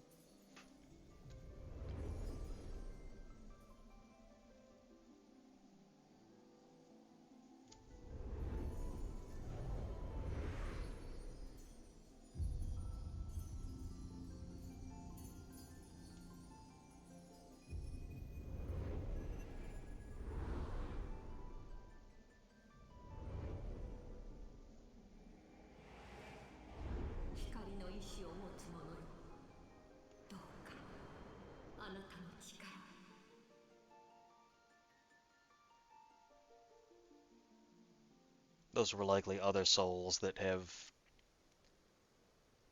are also connected to her in some way through crystals that, are other adventurers with her blessing.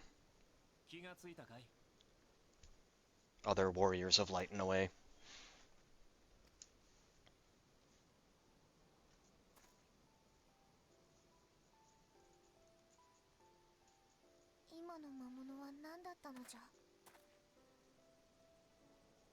Get used to that occasionally in the middle of a story. The Warrior of Light will just kind of like pass out to talk to Hydaelyn for a little bit.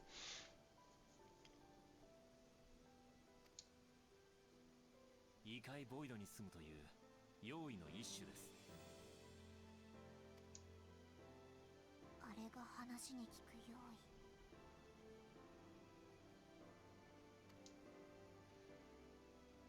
しかしこんな化け物を刺激するとはただの族ではないようだな。Yeah, so Void Scent, kind of like demons, a lot of times are here because someone summoned them. They basically opened a way to the void to let them in. I wonder who it could be. And I wonder who this little Lalafell is. ところで君、大丈夫かい? Just some noblewoman, right?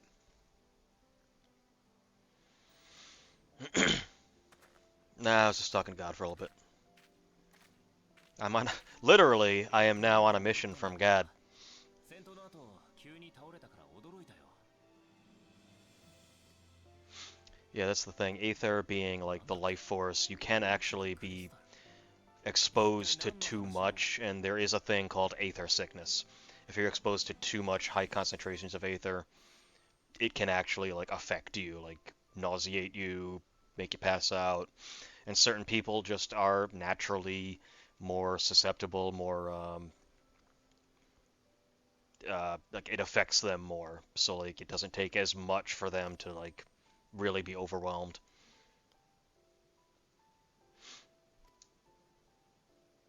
なるほどね。これは思わぬ収穫だ。いや、すまない。こちらの話だよ。俺は一足先に帰ってこの件をしかるべきところに報告しなければならない。冒険者さん、リリラ様のことをお願いします。私は子供ではない。G のところくらいなら自分で戻れるわ。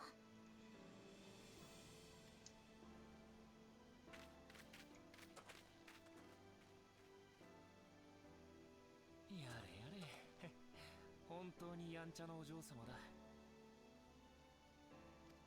では、俺たちも帰るとしようか。I believe we shall. また近いうちに会いそうな気がするよ。それまでしばしのお別れだ。Oh, that's a promise I can't keep. It's gonna happen a lot.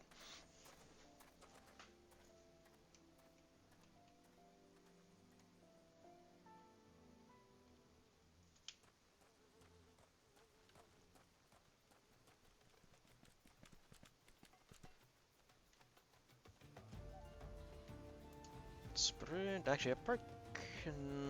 Oh no, I have to go to the option first. Then I can go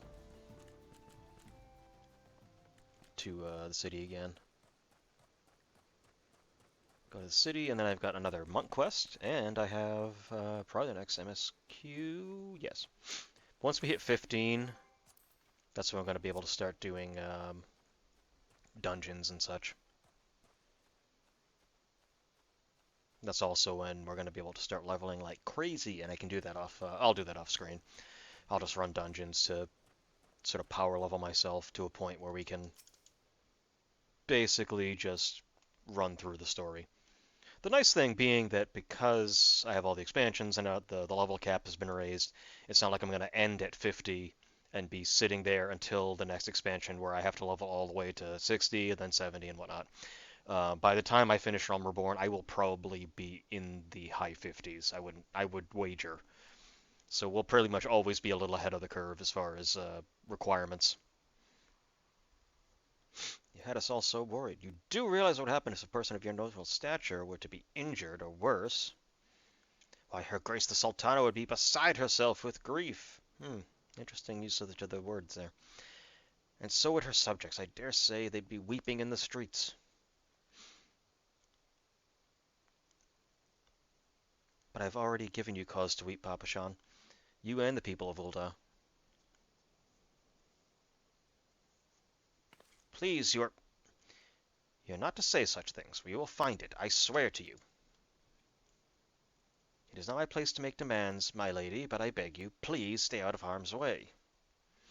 I apologize for causing you undue worry, Papa-chan. I shall refrain from traveling unescorted in the future.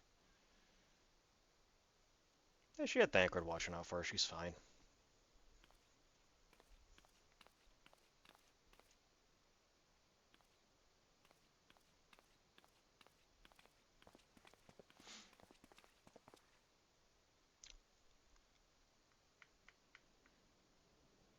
You may have already figured out who she is. I cannot thank you enough, Kil'rath. I understand that you fought bravely to protect Lady Lilira from void-sent fiends. For your gallant service, you deserve all the riches in the royal vaults. I'd take that. Can I have that? Alas, a small token of my gratitude is the best I can offer. I just saved, someone important's life. Maybe a little more. A sarcastic man with a strange contraption strapped to his shoulder? I see you've met Thancred. He's a scholar who spends his days investigating oddities in the aether. Rather too fond of the sound of his own voice for my liking, but perfectly harmless. As for you, Kil'rath, you're just the sort of adventurer we need around here. I pray you show the same kindness to the Thanalan as you did to us today.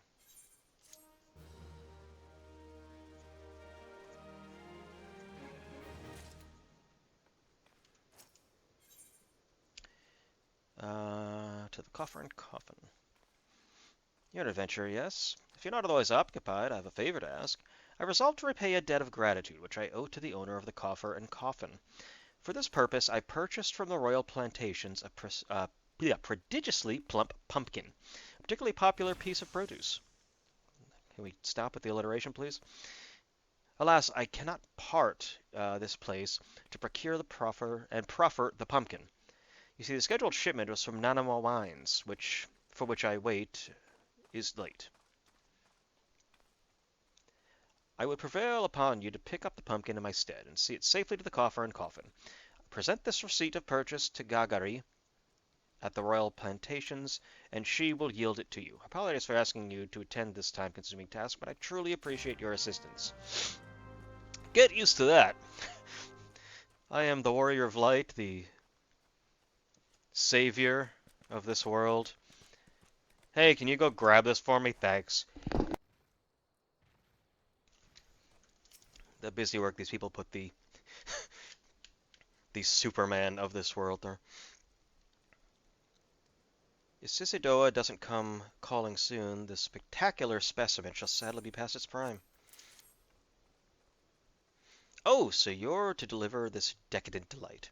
I can say with confidence that any gourmand would be grateful for such a grand gift. Here is the pumpkin. I hope it shall meet with Roger's approval. Who's Roger? Fresh produce is somewhat scarce in these parts, and as such we are always deluged with demands. You know the way to the coffer and coffin, correct? It is beyond the bridge to the northwest. Look for the place where local laborers lounge. Can we stop with the alliteration?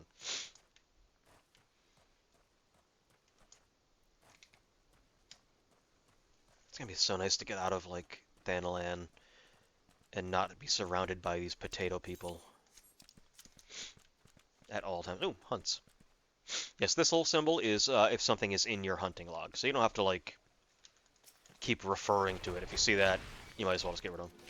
The only hunting I'm really going to have to do, and again, it's one of those things I'm probably just going to do off stream, is for rank in the Grand Company. So, joining Ul'dah, although to be fair, I'm probably just going to join the one I always do. Although I am somewhat curious just what some of the weapons and gear look like for Ul'dah. There we go. So let's head over to the coffer. This is, whenever you see this symbol on the map, like the one over there or this one, that is a fate. These are things that sort of happen like on repeat almost. I may as well do one, even though I'm way too high level for this. So this is kind of a little quest, but it's something everyone can participate in because it's just active on the map. And if you're within a certain level range, you can do them.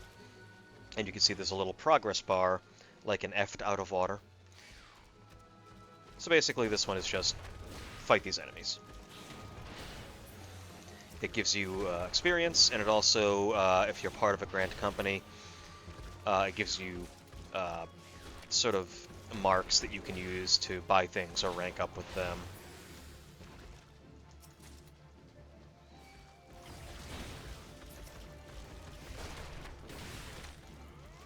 Once we get into a dungeon, I can also kind of show how kind of effed. You know what? Effed off.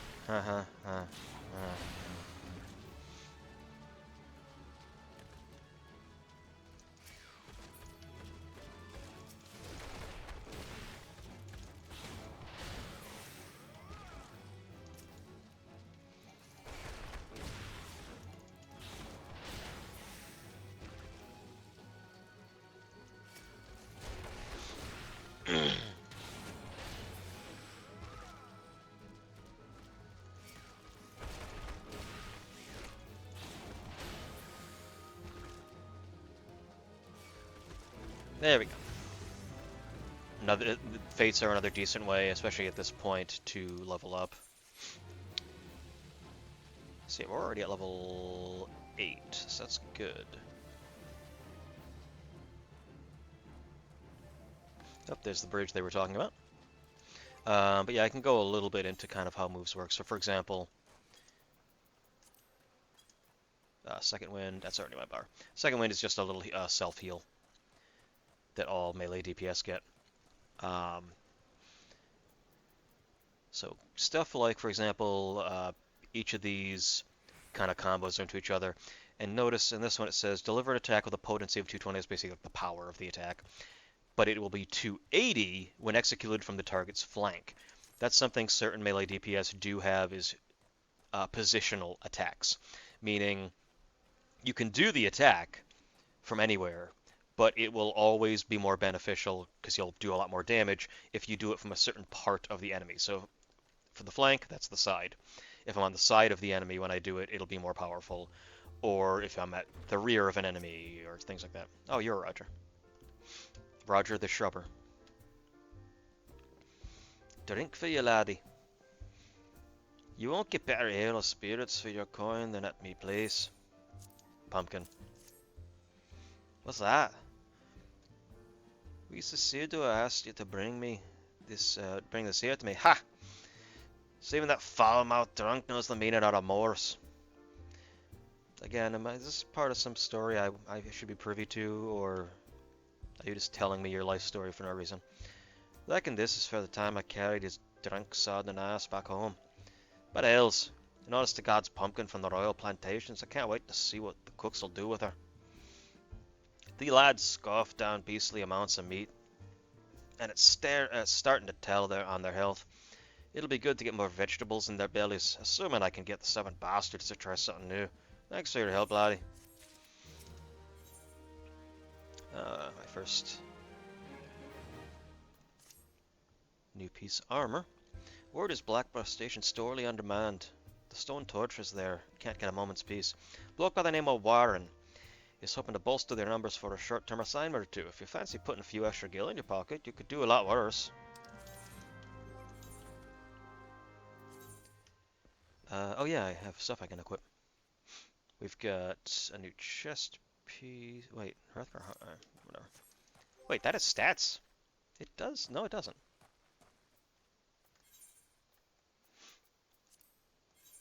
Give me my cool looking armor. Doesn't have any stats. Yeah, okay. Once I can start glamoring things, I'll find a nice outfit. That is the eternal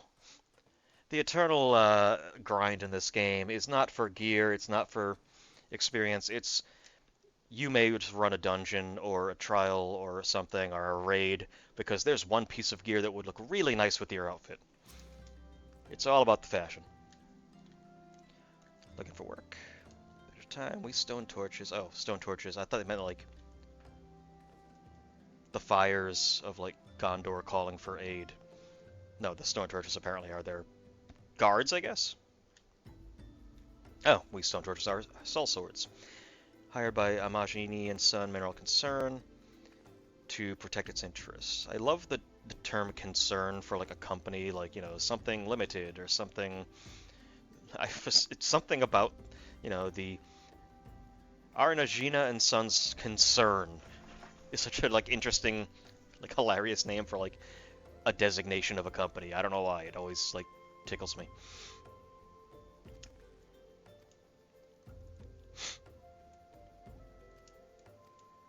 All right, so yeah, I know.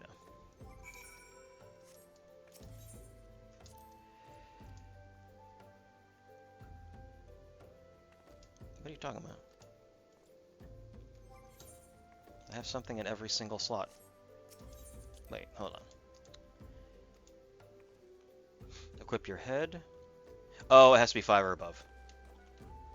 Well, fortunately, there's probably going to be a merchant amender. Mending is kind of important, simply because your gear has durability. It will basically deplete very, very slowly unless you die. If you die during a dungeon or something, you take a bigger hit. Still not a huge amount. It's just, it will be less useful if it dips below certain thresholds, I believe.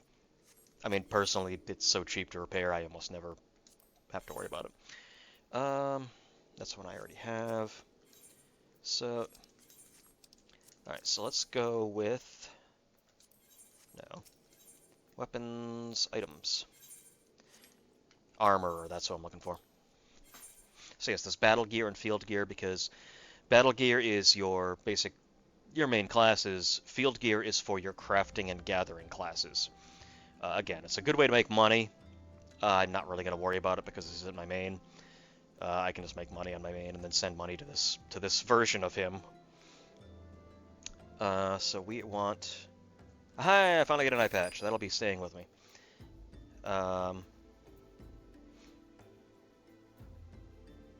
Strength 1, Dex 1. Oh, I can actually... Wait, I can wear 8 things. Oh, that's only for tanks. How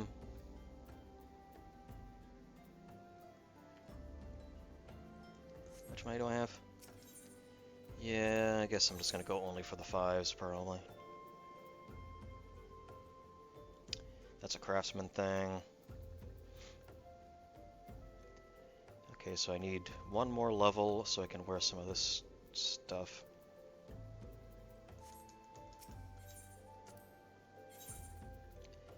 Oh, here we go. Yeah, let's grab that.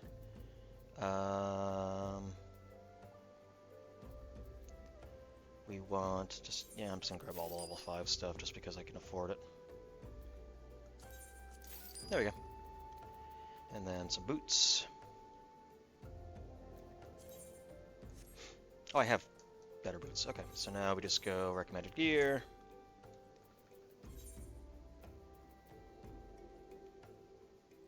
Oh, I bought the wrong gloves. Darn it. Can I afford strength ones? Damn it. How much do these sell for? Only for 2. Okay. Well, it doesn't really matter. At this level, stats are not that important, but I grabbed the caster ones instead. So yeah, the reason why glamoring stuff is so important is because I kind of look like a clown right now, and I'd rather have a cohesive outfit. So the instant that I unlock glamoring, I'm going to be doing that. Alright, so we got that. Let's grab... There we go. Put this on. Get these... You know what? I'm just not even going to wear the gloves. They look ridiculous. Actually, whoops. Yeah, it's fine.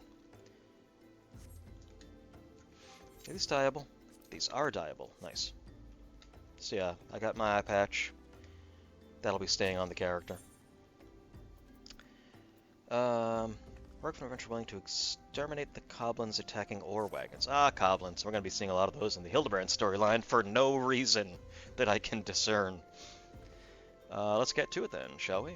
Let's dive in, shall we? Ore wagons pass through the station every day, but without incident wagons coming in. Yeah, so basically getting attacked by goblins. Let's go kill the goblins. Um, oh, you know what? I completely forgot. This town has an aetheryte, which means we can fast travel.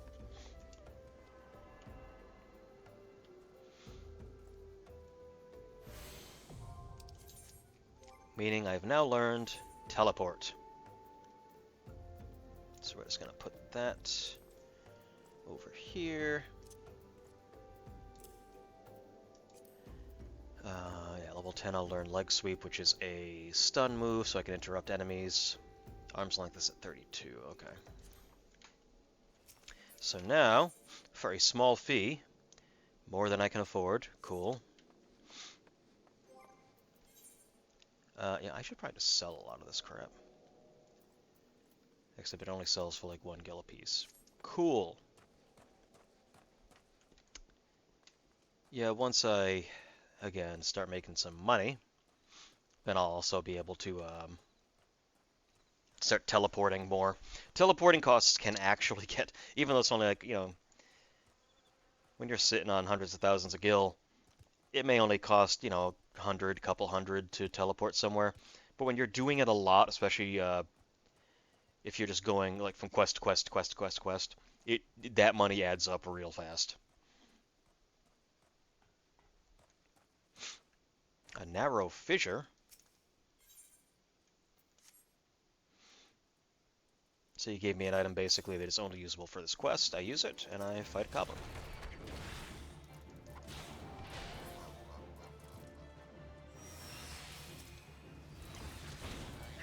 Pretty typical quest, we'll see a lot of these.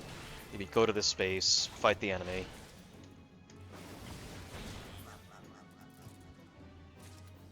It sounded like Popeye when it died. Let's go sprinting.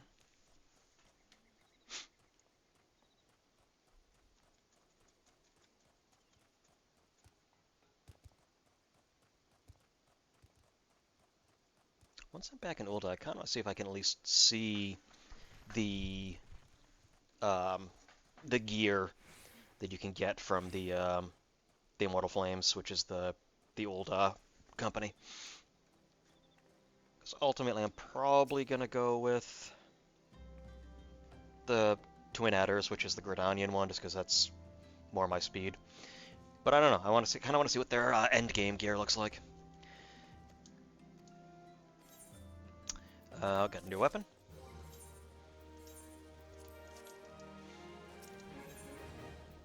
Yeah, some more potions. The most amazing rumor, you say? The ruins of Sildi. Sildai? I don't know exactly how you pronounce that one. But, yeah, Sildai was an kind of ancient civilization that is no longer there. They're kind of... I believe there's a war between Ul'dah and Sildi. The Sildan Empire. Think about... Was the War of the Mages? Cannot exactly remember. I know one of the newer dungeons that they added in this most recent expansion kind of dealt with a little bit of that history of Ul'dah and the Sildan Empire.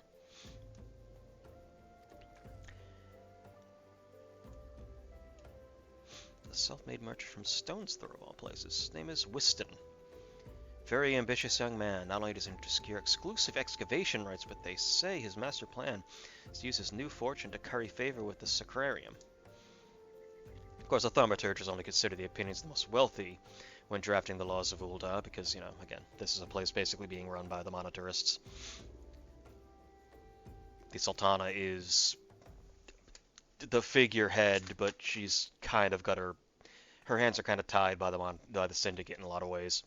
Much to her chagrin, she'd prefer to be able to kind of wrest control from them, but they also are the ones paying for everything, so she's kind of in between a rock and a hard place. We will meet the Sultana. And she's adorable, and she's just the nicest person. Of course, the thaumaturgist only can say yes. Lord Lolorito. Ho ho ho ho ho ho. We will also be dealing a lot with Lord Lolorito. He's kind of one of the big wigs on the Syndicate. If Winston thinks he can compete with the likes of the Syndicate, he's in for a rude awakening. Oh, he's literally right over there.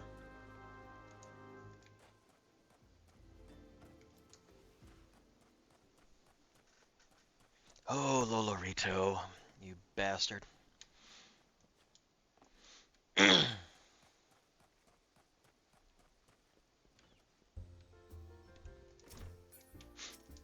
Hey, Winston. Some brass blades came looking for extra coin volunteer, and the team's already en route to the ruins. No, it's not easy to find work these days. If you're interested, there's something else you can do for me. There are these children outside, low on some stones throw. So you want me to babysit for you? Oh, he just wants them to go home. Like, go home, like, without an escort? In the middle of a desert? Surrounded, like, when we just recently fought a goddamn demon roaming around? Is that like a little Vivi cookie? Yeah, it's like a little Vivi. Or Black Mage. You know, kind of traditional Black Mage, but you see one that, yeah, I don't know. If you've anyone who knows Final Fantasy IX just sees a Black Mage and immediately goes Vivi.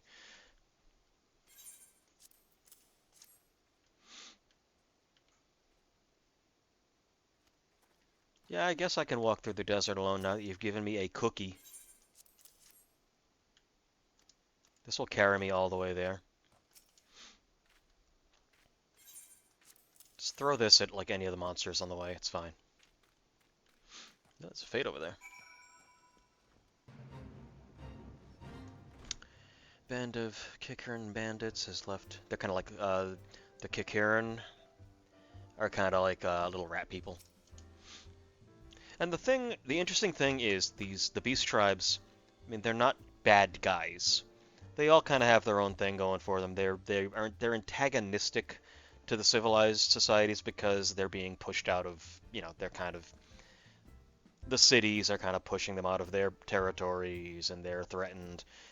But, you know, there are those who are allies to the cities and you, and there are some that are antagonistic, and eventually you'll be able to start doing quests with them and getting rewards from them by helping them out with their issues. So there's a lot of nuance, really, to the politics in this game, in that there's no real black and white. There's a lot more going on than it usually. It looks like it's going to be the typical trope of these are the bad guys, these are the good guys, but there's always a lot more going on.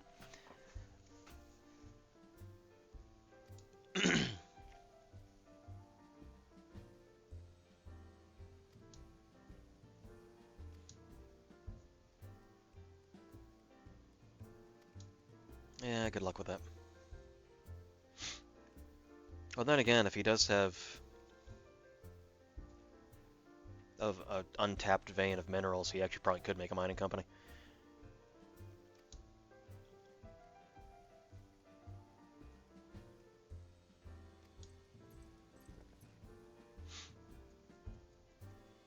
Haha!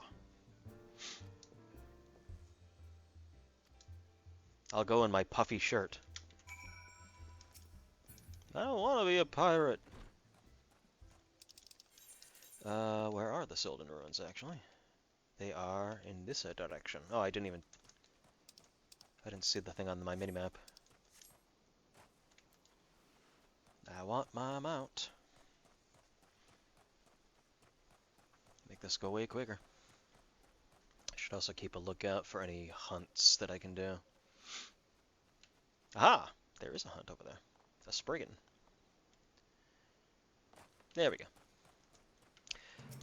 Also, there is fall damage in the game, although you cannot die from fall damage unless you are already in combat.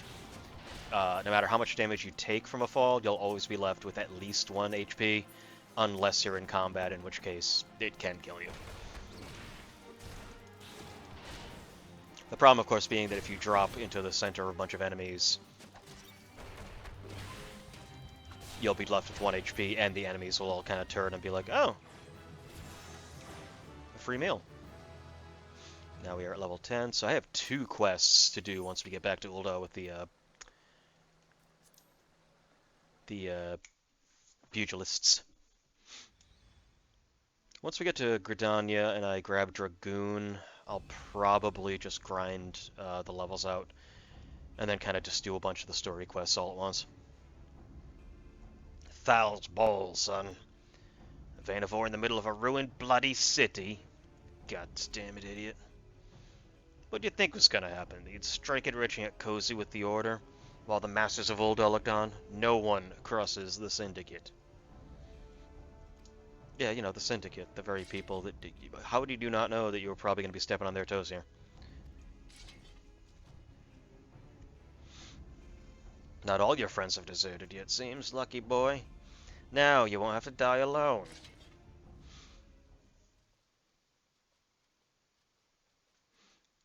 O mournful voice of creation, grant ye this humble stone a soul, that it may wake to life. Who's that spouting gibberish? Show yourself.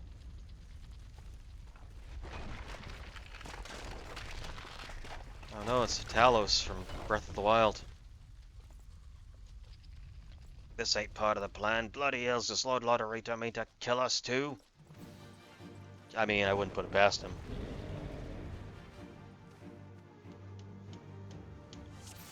So a guy in a hood with what looked like a mask. Wonder if that's gonna be a thing that's gonna come back. I wonder.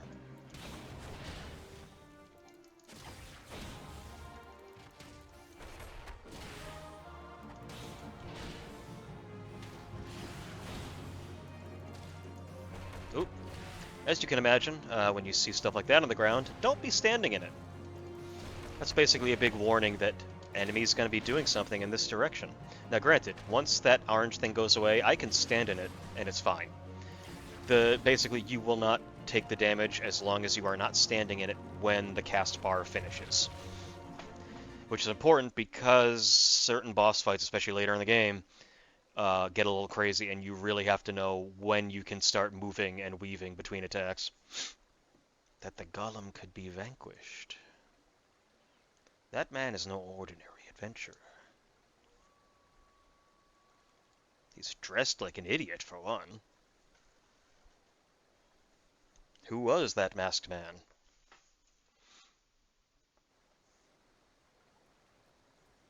Hey, Vanguard, what's up? Damn. Seemed I missed all the fun. I see you didn't need my help this time. I kind of didn't need your help the first time, if I'm being completely honest. Uh-oh. Time to pass out again. It's okay, I'm just having a mild stroke.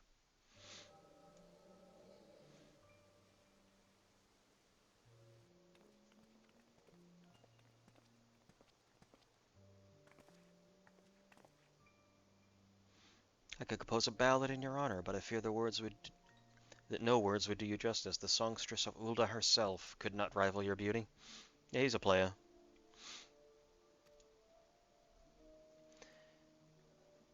Blossom's beauty can move a man to love and long, but never truly believed them until met you two desert roses.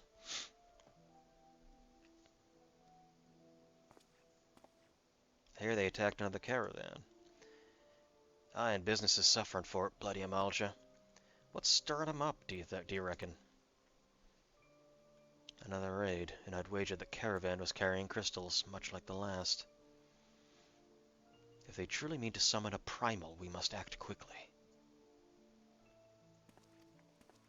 Primals we're gonna get into that. That's a major part of the lore in this game.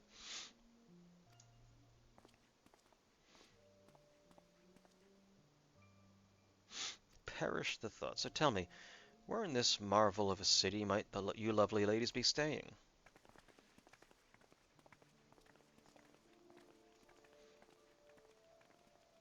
It's always kind of hard to tell with Thancred whether or not he actually is just horny or if this is all like because you can kind of tell he's not quite a spy but an information gatherer. If this is all an elaborate honeypot most of the time. At this rate, grain will be soon more precious than gold. There's all the uncommonly bad habits, to be sure.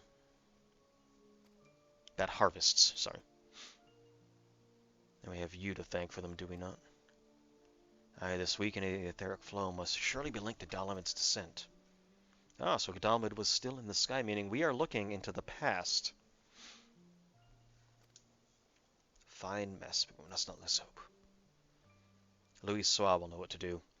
We need only trust in his judgment. Louis Sois, the one, of course, who gave his life at Carteneau, as we saw. This is my Darth Vader cosplay. It's not done. Truly a marvel of Charlian ingenuity. It is as if I could reach out and touch the Aether.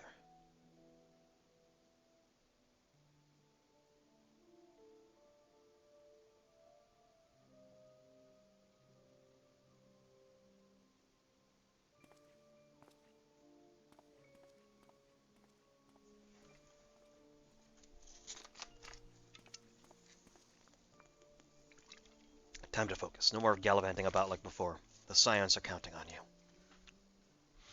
Have faith. Just have faith. You can do this. Hey, look at that wall. This disturbance is recent. The Sultan tree? Maybe Papashan will know something of it.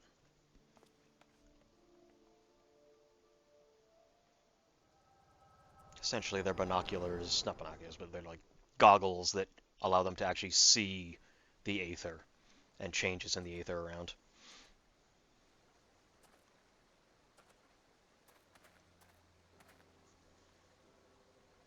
Looks like they gave you quite a thrashing. Can you walk? Where did all these other people come from? Did he multiply? Ah, we're going to be hearing that sound a lot. Basically, it's called a link pearl, something you put in your ear and you can communicate with other people. It's me. I was too late. Our person of interest had already quit the scene. The general? Well, very well. I should be there anon. My colleagues went to great lengths to provide me with a means to detect etheric disturbances, but every time I find one, you seem to be in the middle of it. I'm starting to wonder if it might not be simpler to just follow you around. Sadly, I have business elsewhere. Tread softly, my friend. The carefully laid trap you dismantled was clearly sanctioned by Lord Lolorito. I heard the Blades mention him as they fled. Believe me when I tell you he is not a man to be trifled with. The Sultana's enemies grow bolder by the day, and I suspect they have the support of outside forces. If you hadn't come along, this bastard would surely have slaughtered us all. I would speak with you further, but it isn't safe for us to linger here. Find me at the coffer and coffin later. Until then, stay safe. I shall accompany Whiston and his men. They need protection, and I need more information. But where are my manners? I have not properly introduced myself. I am Thancred, a humble scholar surveying the flow of Aether in Thanalan. It is an honor and a privilege to make your acquaintance. I hope when next we meet, it might be under more auspicious circumstances. Farewell. We'll see that tattoo he has on his neck in other people as well. Oh, wait a moment. It occurs to me that we may have... Never mind. Fare thee well.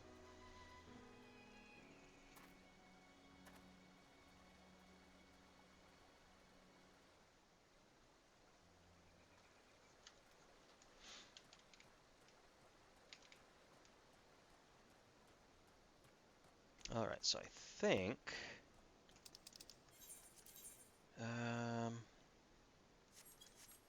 yeah, I'm gonna have to head this way to get out of here.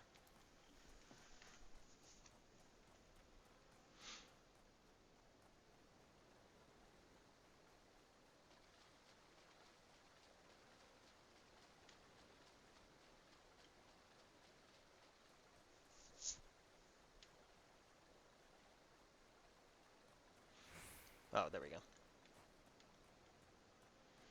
Really just want to unlock glamoring so I can get out of this stupid outfit. The question is, what am I going to use in my default outfit? I mean, I have what I use on my main character, but some of that stuff is pretty expensive, I think. Well, then again, I don't know. I'll have to check and see if the prices have come down. The coat I usually use for my character is their main kind of piece of attire. When I first got it, I had it made. It's a crafted thing, but it can usually, if I can't find someone to make it, on the auction house, it's usually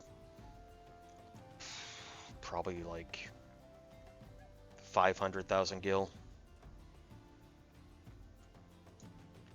But it may not be that big a deal. It may actually be cheaper, because that was, I mean, God, that was well over a year ago, so I don't know if the price on that has dropped. And the thing is, I can visit other servers and see, because sometimes it'll be cheaper on another server, because just, you know, their market may have been flooded with them. So, we'll see. But that's a good outfit. But there are other options. 12 bless you, my friend. You risked your life to save ours. Betrayed by my own guards. Gods, I was a fool to trust those men. Lolorito owns the goddamn brass blades. Should have questioned their motives from the very start. Even so, I can hardly have predicted that the wealthiest man in Ul'dah would want me dead for the heinous crime of seeking to change the law. I'm just a merchant, for God's sake. The ruthless bastard, and what of that monstrosity? Those are his own men. It beggars belief. Well, that's it. I'm finished. If I stay in Ul'dah any longer, I'm as good as dead. My associates, my friends, gods, even my children may not be safe if I don't disappear. And you, gods damn it, if Lolorito learns of your involvement, you'll be next. I'll speak with the others and make sure your part stays secret. Beyond that, I don't know what to suggest. Maybe you should seek counsel of Mistress Momodi. She's helped countless adventurers in her time. Mayhap she'll know what to do. Go quickly now, my friend. Lolorito's spies may be watching. You're a spy. Who do you work for? Where's Scarecrow?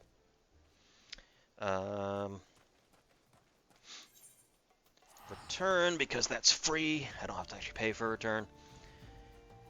But return basically will always bring you to wherever you set a home point. So you can only have one free place you can teleport to, but you can change it. Actually teleporting, that will cost money. So we'll cross that bridge when we come to it. But let's... Oh yeah, I can turn this on. There we go. Lightning shards, which I think are a crafting thing, which means I am going to not interact with those in any way whatsoever. Alright, now we can do some pugilist stuff. I already have a leather eye patch, although I might grab custom-made shirt. To be honest, I have better gear right now. I'm training hard, Kil'rath. I can tell by the lightness of your steps, the strength of your fists. I reckon you're... Okay, he's kind of inside me right now. I reckon you're ready for your next lesson. Before you begin, some warm-ups in order. For this, I've scattered some gil across Ul'dah. I want you to run around the city and pick it all up. Now, that's my money lying about there, so I want you to go about it like there's an Amalji warband on your heels. In other words, I want you to use sprint. Or I want you to sprint, but really he means use sprint. Of course, you can't go sprinting indefinitely. Your body needs to rest after a while, after a burst of speed. This may sound elementary, but I'm telling you this to demonstrate a point. As a pugilist, it's essential you learn to pace yourself in a fight, else you're liable to get worn out. And when that happens, the fight's as good as over, and you'd be sorry if you had bet on yourself. Alright.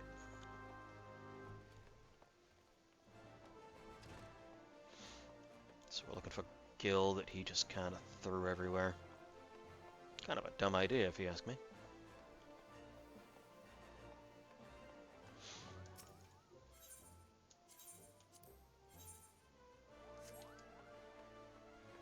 The itinerant Moogle basically, it's another thing for events. There are sometimes events where you can get stuff from doing dungeons that you can then trade in for him. The most recent one, for example, you can get some emotes or emojis. I don't know. Is it? It's emotes. Mounts. Um, things for your chocobo to wear once you get a chocobo. Yeah, a bunch of mounts. Um, you can get a house in the game, or you can rent a room, and you can put these furniture things in there. Some minions that are just little things that will follow you around. Orchestration roles, because you can play music in houses and things like that. All things I'm probably not really going to have to deal with.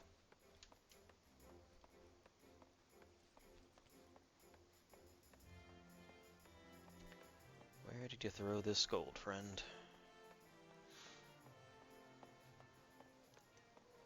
Yep, okay. You threw one over here. There's 5 pieces of gold total. It's a huge-ass coin. Not a huge ass coin, but a huge ass coin.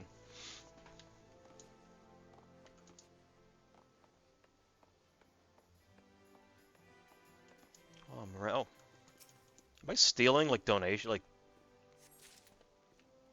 people, like, you know, give them some donations and I just steal it from them? Don't think I can go in there. Eh. I say don't trap myself here. Do I have any better gear yet? No. Is it, what is that? That's an axe, that's a warrior. What is that? That is... Rubelex, I believe that's from a specific trial in Endwalker. The expansions, just to kind of name them, are, you know, Realm Reborn, obviously, then you have Heavensward, Stormblood, Shadowbringer, and Endwalker. Is there really not one in here? The orange circle, of course, giving me the general idea of where the objective is. It's gotta be somewhere around here. Yeah, it can't be this far, because it's out of the circle. It's gotta be somewhere around here, I think. It's been a minute since I've done the Pugilist questline. Not gonna lie. I mean, class quests also aren't super necessary after a certain point.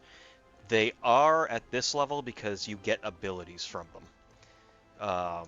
So it is kind of important to do them, because especially 1 to 50, most of your abilities are going to be coming from that.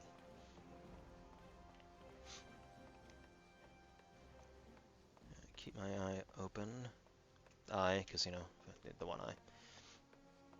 But yes, this character, I've always played him as having one eye. There's a whole backstory I've given him. Hey, there we go.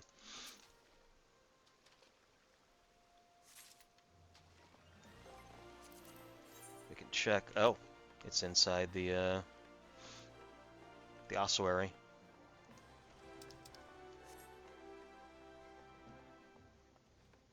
Decided to, you know, just throw some random coins in the middle of the ossuary, you know, just make, you know, just, I'm not paying tribute to the dead or anything. I'm just doing this as a test for some random jackass who walked into my guild. And here we have Palpatine versus, well, we have Tiny Palpatine versus Tiny Palpatine, as Tiny Palpatine looks on. Yeah, good, good. Do it. Let the hate flow through you. Take your Jedi weapon.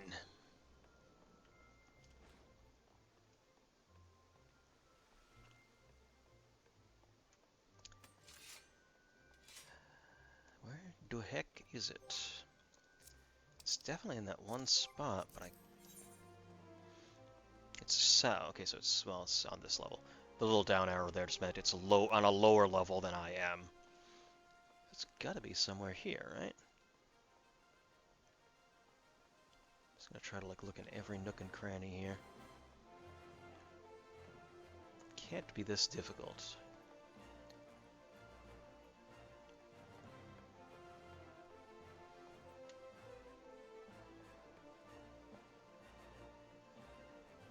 It has to be in this room. That's all I'm going to say. It's got to be in this room. Oh, is it? No, I can't go in there. Ah, ha, ha, ha, ha. Nope. Nope. Oh, it's right there. I knew it had to be in this room, because like it was too perfectly centered.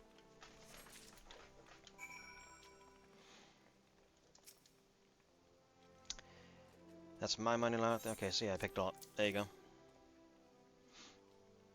500 Gil. Crikey, this is good. I mean, well done.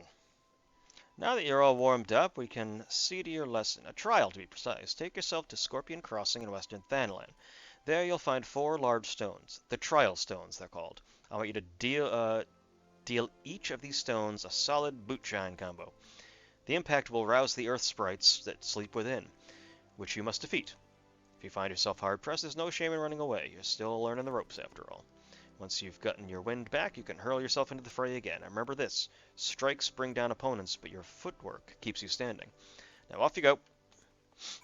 Yeah, he basically just sent me out so that he could get drinking money, I guess. Meaning I actually did. Not only did I, grab coins from like probably a wishing fountain, I also did rob those dancers of money that people probably donated to them. He's quite a card. Now, the monk storyline, I mean, it's fun with him, but then we also, once we actually get to the part where we are a monk and not just a pugilist, that's going to be its own storyline. It's an okay storyline. Dragoon is really good. Like I said, Dark Knight is the best. Paladin is by far the worst. It's just dumb. Settle down, Kil'rath. You got nothing to worry about. No one seems to know you were at the ruins. Winston, on the other hand, is now a pariah. About as welcome around here as a rabid wolf, poor bugger. Suffice to say, that boy risked the wrath of the wrong man. Lord Lolorito, chairman of the East Aldegard Trading Company, generous contributor to the Order of Nalthal, and member of the Syndicate. Didn't get where he was by leaving loose ends, that one. Which is why he ain't above killing his own men. Hell, even those blades knew what was coming. It's not like they could refuse to do their benefactor's bidding. Don't let this color your view of Ul'dah, Kil'rath. It's true there are some who aren't afraid to crack a few skulls if it gets them what they want, but most of us are decent folks just trying to make ends meet. You know, a lot of people would call you a damn fool for risking your life to save a marked man. But I believe you did a good thing, and that's worth my respect. Listen, you've been through a lot lately. Why don't you go rest a spell? I'll have the boys at the Hourglass set you up with a room. My treat. Just have a word with Atopa Patopa. As I said before, their names always have that kind of little rhymey nature to them as these damn potato people. Whenever you feel like staying. I now have in-rooms. In-rooms have a lot of things. When you get your appetite for venture back, consider taking on a guild leave or two. Guild leaves are basically repeatable quests. You have a certain number that you can do a day or over a certain amount of time, and they kind of just recharge over time. But basically, it's if you've exhausted every single quest in the area and you still need levels and you don't just want to keep beating your head against enemies, leave quests basically allow you to just repeat quests just to get quick experience. Okay. All right. Yeah, let's finish this off. All right, what do we got? Taking what they're given. Look what the Corel dragged in. Good to see you, Kil'rath. I'd ask what brings you, but I reckon we both know the answer to that already. Well, have I ever let you down before? Don't answer that. So, happens I know a fellow by the name of Dodanen, who needs a hand. He's a merchant by trade, selling precious stones to those in Ul'dah with the means to buy them.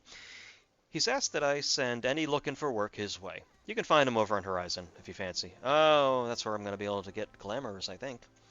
That's in Western Thanline, mind you. Just cross the bridge north of Scorpion Crossing.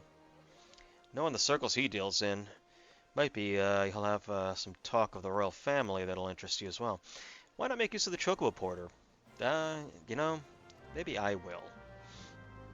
We can ride a Chocobo over there. Where's Inman? Inman.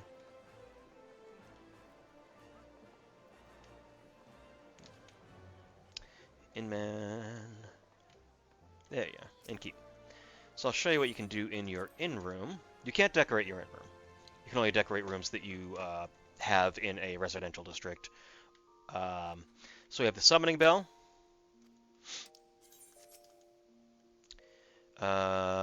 You can hire a retainer to basically store items and also sell items on the auction house for you. The crystal bell, once I unlock, basically it's a barber. You know, you can tell it kind of it's a barber thing. It's basically you can change your hair and certain other features.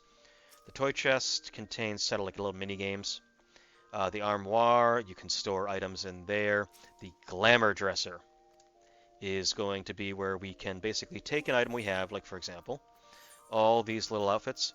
We can basically store them in the dresser, and then we will have another option up here for glamour. Glamour, like basically you could set up an entire outfit in here, and then you can just, anytime you want to, you can switch to that, and it'll just make your gear look like that. Are there any orchestrations I can actually use right now? These are the, you can get one of these for your room or house, and basically you can get music from the game. And you can find it, buy it. A lot of them, a lot of the good ones, you gotta do dungeons for, or certain like achievements, or quests a lot of the time. And there are some you need to actually... Leaves of Horizon. So basically this will unlock the ability to do leave quests. So I might as well grab it, just because that's going to be a nice quick way to earn some experience. I should probably just straight up head to Horizon before I do pretty much anything. Well, hold on. Okay, it's in the same general area, I think. Alright, so we are going to leave. That's a Dark Knight. That'll be me soon.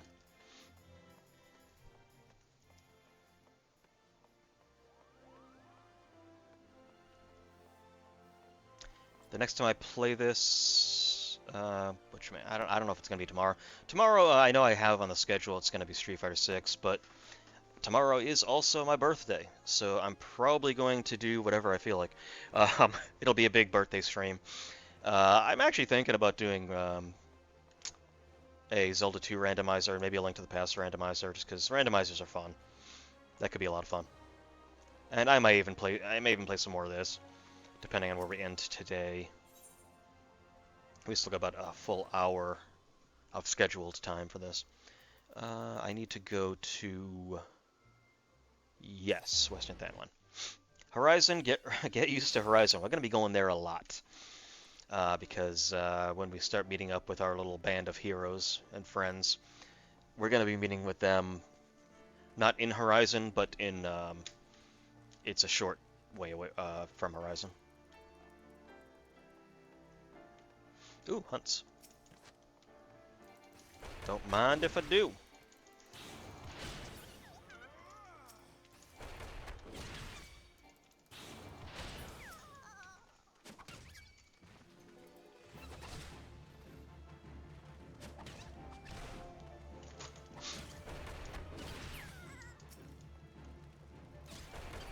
This one. Yes, the classic Cactuar. All the Final Fantasy mainstays are here somewhere. A lot of bosses, a lot of both dungeon bosses, trial bosses, and story bosses are also have some references to, you know, famous Final Fantasy creatures or says. Oh, you know what? I might as well. I'm not even going to really worry about the story. This is basically where you unlock the ability to get to a housing district. In this case, it is the Goblet, is the housing district near Ul'dah. There is the Lavender Beds for Gridania and the Mists for Limsa Lominsa. We'll be visiting all these places. In Ishgard, there's also one for Ishgard, which is... I can't remember. It's the Imperial Ward or something. I can't remember exactly what it's called, but there's one in Ishgard. There's one in Kugane, which is Shirogane. And then there is... They don't have one for Endwalker. I wouldn't mind if they added one. I don't know if it would be Sharlayan or Thavnair, which are the two main areas. Thavnair would be better. Would not necessarily really care too much about a ward in... So basically we can visit, and you can see all the people who have houses. We just need to go anywhere, really, to finish off this quest. And then we'll basically be able to warp here from the Aetheryte in Ul'dah. Actually, I'll keep this cutscene, as you can kind of see. And of course, each housing district for each city has that city's aesthetic. So here, it's kind of like this oasis. In Gridania, it's this sort of foresty, kind of homestead area. Limsa, I assume... I don't think I've ever been to the Limsa one, because I don't like Limsa. But I assume it's probably like waterfront property kind of thing. Actually, no, I think I have once. I think it's a lot of beachfront property. In Ishgard, it's a very snowy area. And then in Shirogane, it's literally just Japan. Yep, so... Report to Ime, which I think is back... Yeah, it's just back where we started.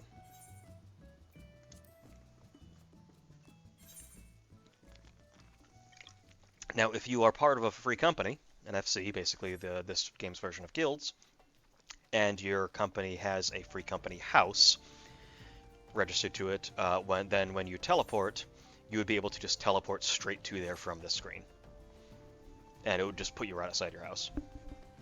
And if you own a house, you will also be able to teleport straight to your house at any point. I could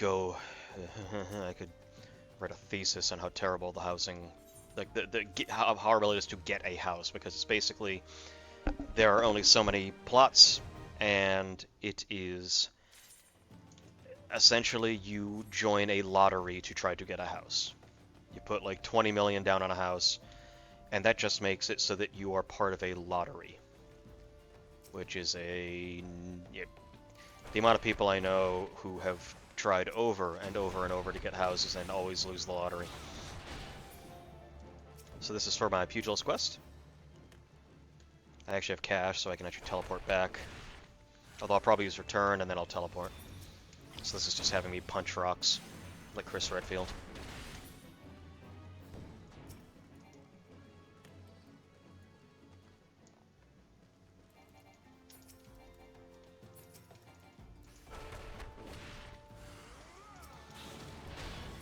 That's dead. Was it just the 3 or is there another one? Oh, there it is.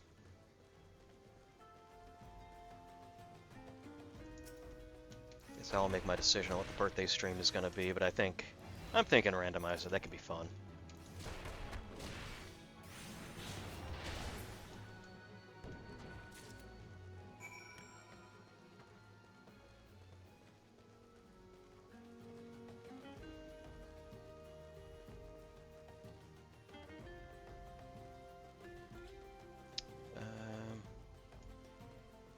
Actually, you know what? Let me get the Aetheryte at Horizon just so I can teleport right back as soon as we're done with the Pugilist stuff. Although, actually, I'm going to have another quest for the Pugilists, but I imagine it's... I'm trying to remember where that brings me. Oh, we're out of Fate. Might as well. It's experience. And they're standing right here. Oh, I do have my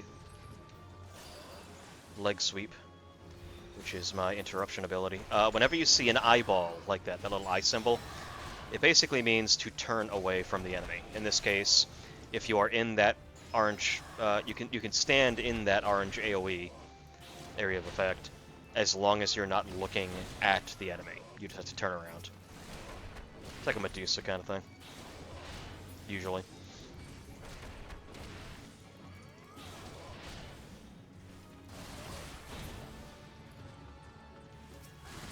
But there's a whole like language, a visual language to how enemy abilities work. So you see certain things, and you will just instinctively know to how to deal with them. Get over here. Where do you think you're going? We're at a level 11.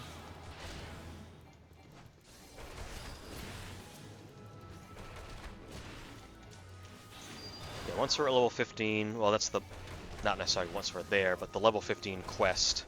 Once we're at that point of the story, that's when we're going to be able to start doing dungeons.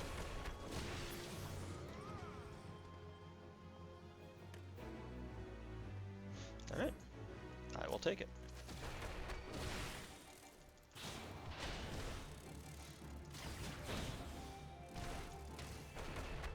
It's a hunt thing. So I'm just going to grab these guys. I just see 2 of them. Perfect.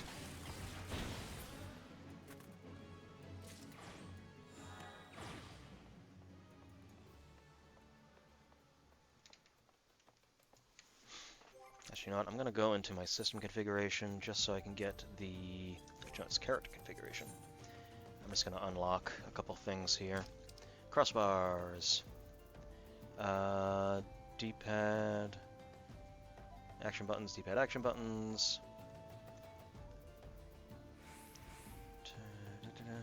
Yep, enable all that stuff. Enable expanded controls, enable expanded controls. Enable customization, yep. Okay, it's PV settings.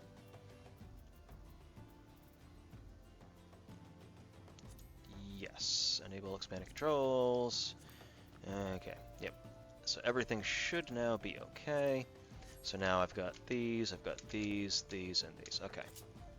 So this is where I'm going to put a couple things, just to make things easier for me.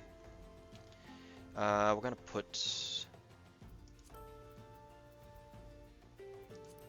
sprint over here. Return can go here. Limit break is going to go...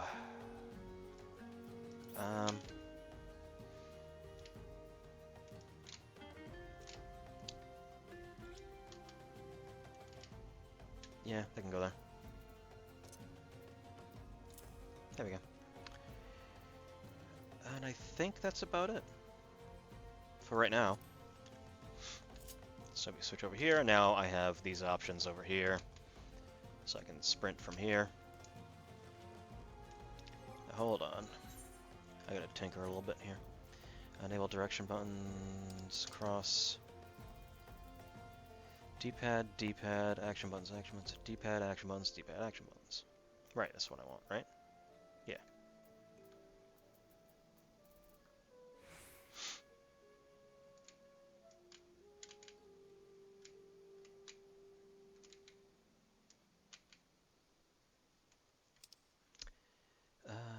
Crossbar 8, crossbar right. So yeah, these I can switch up at some point.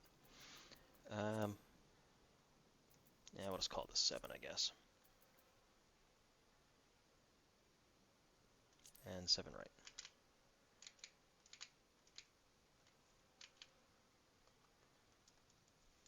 So 7, apply. So we want 7.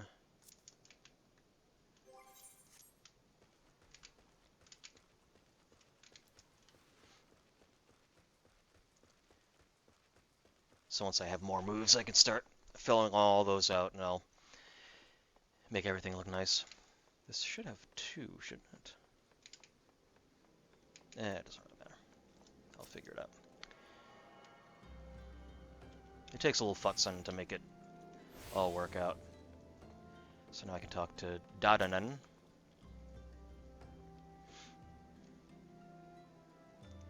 Kil'rath, I presume. What you said to expect you, and so I have. Welcome to Horizon. Ours is a trading settlement that sees goods in from the port at Vesper Bay to the west, and trade we do. Nary a day goes by, the Horizon isn't bustling with some matter of merchants and officials. They keep us running about busy, they do. Enough so that I wish I had chocobo legs in place of my own, and that's why I've asked Momodi to send me any souls looking for work. 12 know there's plenty to be done here. Speak to me again when you are ready to make yourself of some use.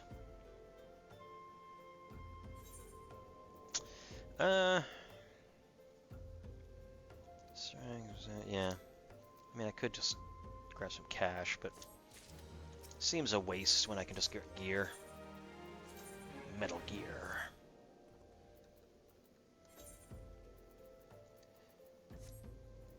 Yeah, okay. I'll get some shoes. I have a situation that must be resolved post-haste, and I do mean post-haste. I'm plumb out of premium product, and my latest order is yet to arrive. If I keep my customers waiting any longer, this could do irrevocably damage my reputation. What's worse, I paid him in advance for his services, despite his assurances that it would be a simple affair. I've heard nothing since he departed from Copperbell Mines days ago. Find Drunken Stag and give him this notice. I cannot afford any further delay. So that's my leave meet. Fine evening to you. Okay, so this is... I'm just unlocking the leaves. Blah, blah, blah, blah, blah, blah, blah, blah. So now I'm just going to quickly...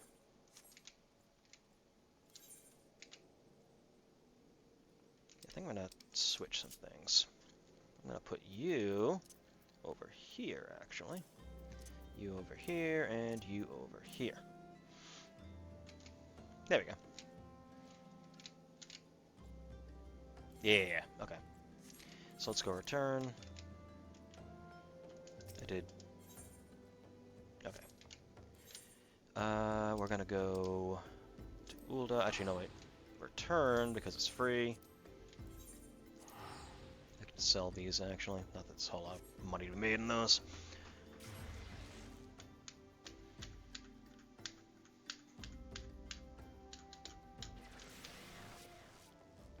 And then we can go, actually, go to Gladiator first. Then I might want to check out, I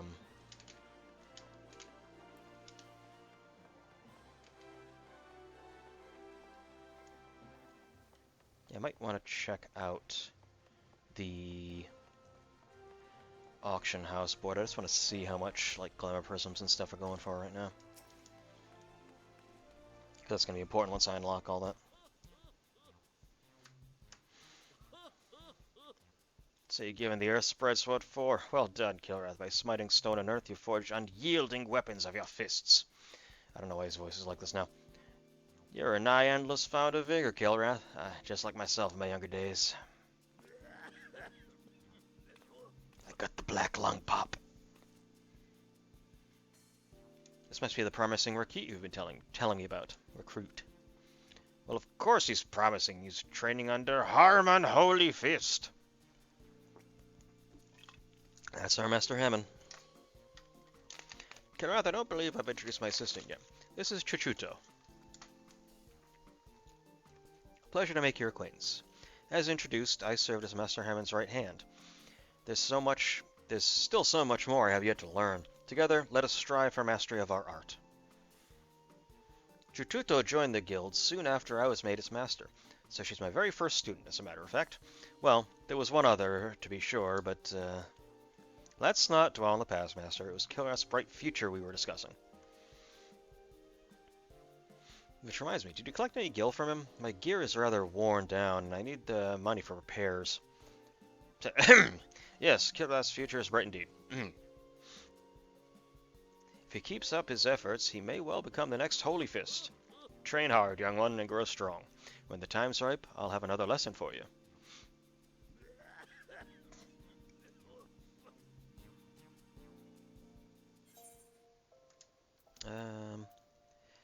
These are just level 5 things, not really anything I need, but you know what, I'll grab these because I'll actually have fists that...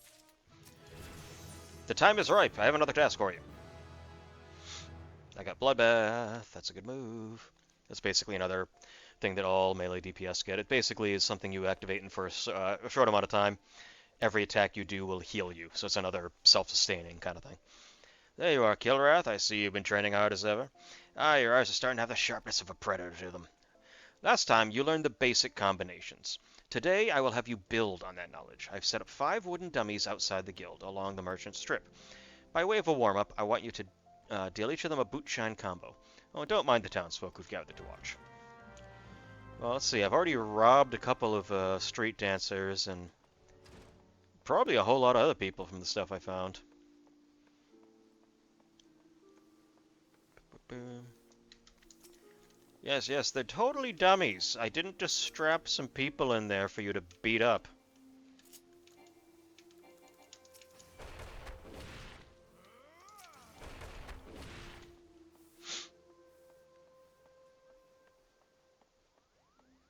There's a Viera. I can actually... Rabbit person. More Rose. There's a Makote. Cat person.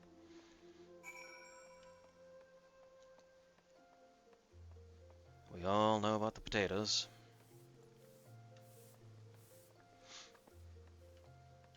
And actually, we did see 2 Elzen in the opening. Those 2, they looked like twins, didn't they? Maybe they are. Maybe we'll meet them. So the wooden dummies have felt your wrath. Good. Now we can move on to your lesson.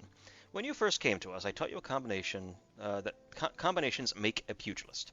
What you need to know next is that not just any hodgepodge of strikes makes a combination. There's an order to things, a natural flow from one technique to another. Today I would have you practice the most elementary combinations in your arsenal. It goes like this. Lead with a swift boot shine. Keep your foe off balance with a true strike. Then bring it home with a blistering snap punch. With practice, combinations such as this will become second nature.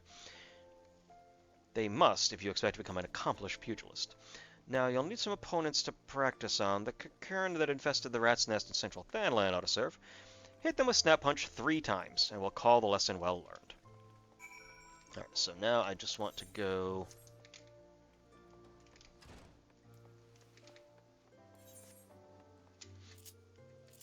It's like I'm getting a feel for, like, where I want certain buttons, just based on, like, muscle memory. It's like, no, I definitely want that there. Yeah, okay.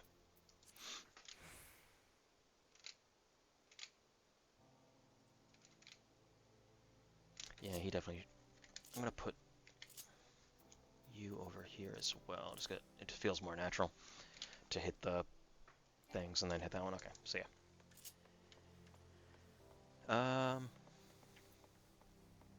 Let's go to the market board real quick.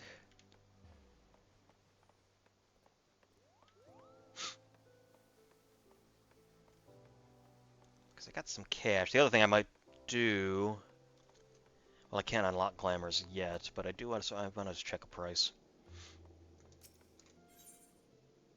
Burning up the quarter malm. That's also terminology you're going to notice. Is their terminology for time and distance is kind of unique. For example, a fulm is a foot, a malm is a mile, a yalm is a yard, things like that. And then when it comes to weights and measures and things like that, you have an ons, which is an ounce, a pons is a pound, tons is a ton, things like that. Time is often measured in moons, and bells. Bells are hours, moons are days. You know, it's one of those things where it's kind of got its own thing. You basically, once it's come second nature once you kind of figure out what they're talking about.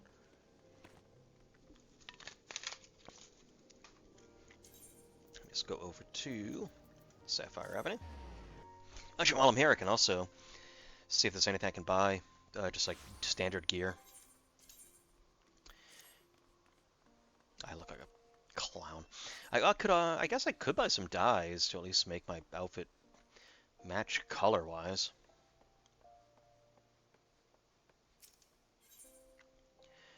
Let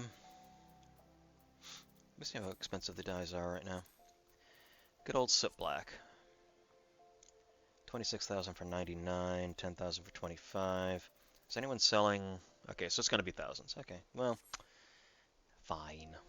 What about glamour prisms? because I'm going to be needing a lot of those. Um,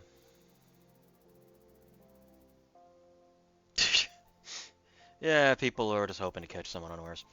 Okay, so yeah, I'll be transferring money. Not by the time I play this again. Alright, so let's go to Central, right? That's also where we're at the Cottermom. Oh, no, it's actually Blackport Station. Okay, that's fine. We can get this done real quick.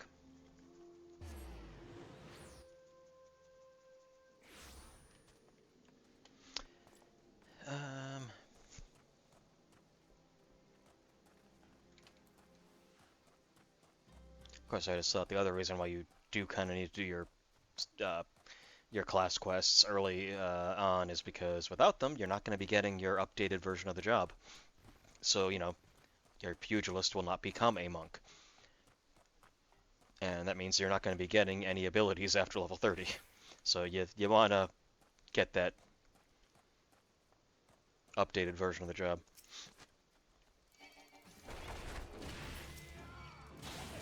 So basically he just wants me to do the 1, 2, 3 3 times.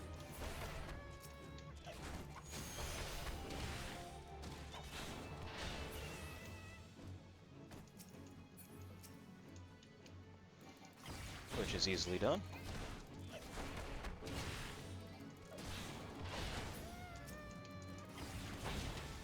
So little ratlings. Alright.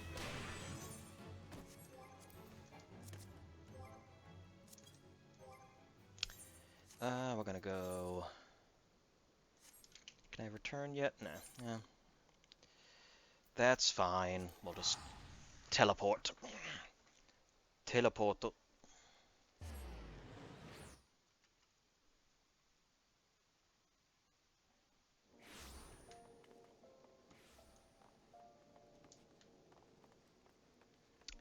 Yeah, so we're just gonna go talk to him, and then our next one will be at level 15.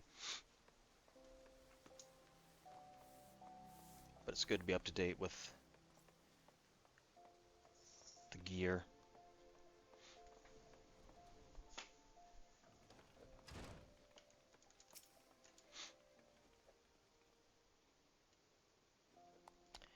Already mastered the snap punch. Crikey. Crikey. Not to brag, but I happen to be a veritable storm of flying fists when the mood strikes me. I treat you to a demonstration here and now, except I'm liable to tear down the entire guild in the process. Master Hamma has a penchant for regaling us with tales of his exploits, but these never amount to a demonstration. His favorite is his victory over the fearsome marauder Whiteaxe, whom he felled with a combination so swift and so seamless that they say you couldn't see his hands, or so the legend goes. That one never gets old. You couldn't see my hands punching him because I actually just shot him. Our dearest master's humility aside, your progress is truly astounding. If you don't mind, if I don't keep on my toes, you're likely to surpass me. It's not going to take long. Just between you and me, Chuchuto's been in a slump as of late. It all began when her closest friend and guildmate suddenly up and disappeared. Rurakuta the lad's name. He and Chuchuto were joined the guild together. The two of them were born refugees. They were orphaned in the calamity. Not long after I was the guildmaster, I found them on the streets. Starved near to death. I did what any decent man could. I sold them. Now, I took them in and clothed them and fed them. When they were strong again, they wanted to become pugilists like me, so I trained them trained them as well. Since then, they've been best friends and rivals both, one helping to raise the other up. Would that we knew what's become of Rurakuta. But we were talking about you, Kil'rath. You've proven yourself a worthy member of the guild, training hard and learning fast. To recognize your efforts, I grant you leave to join other guilds. Of course, before you can take up another discipline, you need to receive permission from the relevant guildmaster. If combat's your calling, you might want to seek out the gladiators or the thaumaturgist. If you prefer an alternative to cracking skulls, he's also got we have the weavers, goldsmiths, alchemists, and miners. So weavers, goldsmiths, and alchemists are crafting professions, and miners are gathering. Um, Weavers will make cloth things, cloth armor, cloth. I think they may even involve some furniture as well.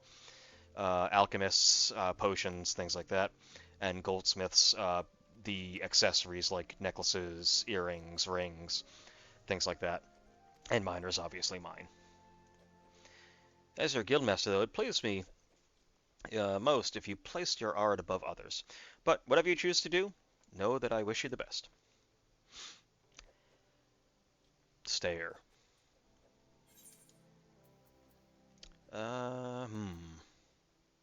Could get... what's the best upgrade? That's technically the best upgrade. And we get a new weapon. So our next one will come at 15. Look, it's like 3D.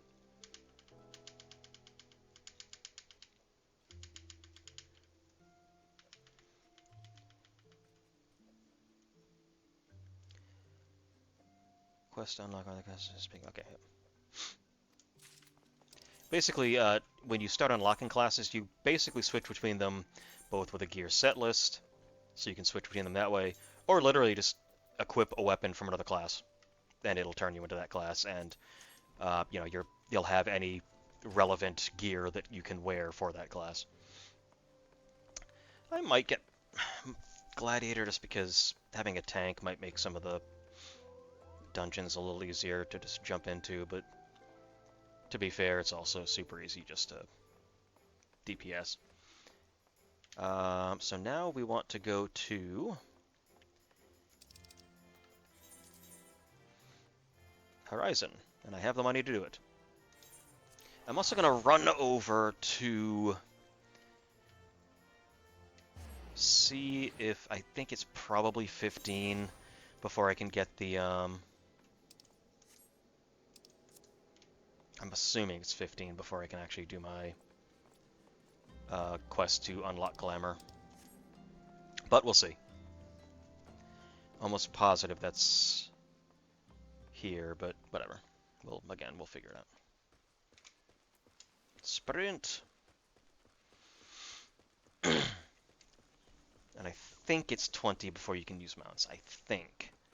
I could be wrong about that.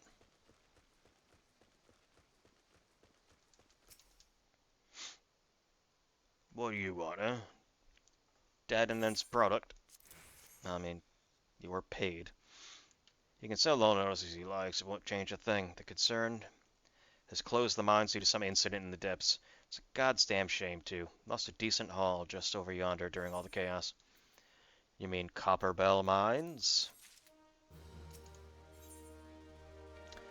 Retrieve raw Nashashite. Nashakite? Nashakite. He dropped outside the mines. The product you heard going on about was a valuable gemstone known as Nashakite. I managed to dig up a goodly amount, but it's before the mines were closed off, actually. Packed it up, hauled it out. Then the 12 damn goblins came along. Not like any goblins I'd seen before, and hungry only for good rocks. They had eyes for my gemstones, so I had no choice but to oblige. The stone torches had their hands full evacuating the mines, so they ignored the beasts. Even now, they're only concerned with keeping people out. Please, friend, if you're willing to face the goblins, would you bring me my Nashakite? Yeah, sure. Sure. Oh, good, a bomb. Fortunately, if you see a little blue thingy, actually, it kind of looks like a blue, like, alien face, that means they're non-hostile. They won't attack you unless you attack them.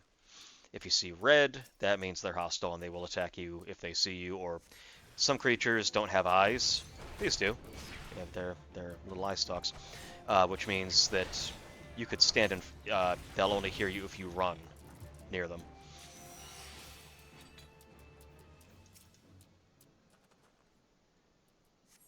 Grab this. So we need 3 pieces. Fortunately, this is not like World of Warcraft, where if it says, oh, you need to gather this thing by defeating these enemies, you don't have like a % chance to get the thing when you kill the enemy. You get one for every one you kill. I can remember a quest where like you needed to like slay yetis to get their furs, and sometimes you would kill it and just not get any furs. And Tycho from Penny Arcade said, If I'm not getting any furs from this, what are these Yeti, like what is holding these Yetis together other than their own staunch determination? If not furs.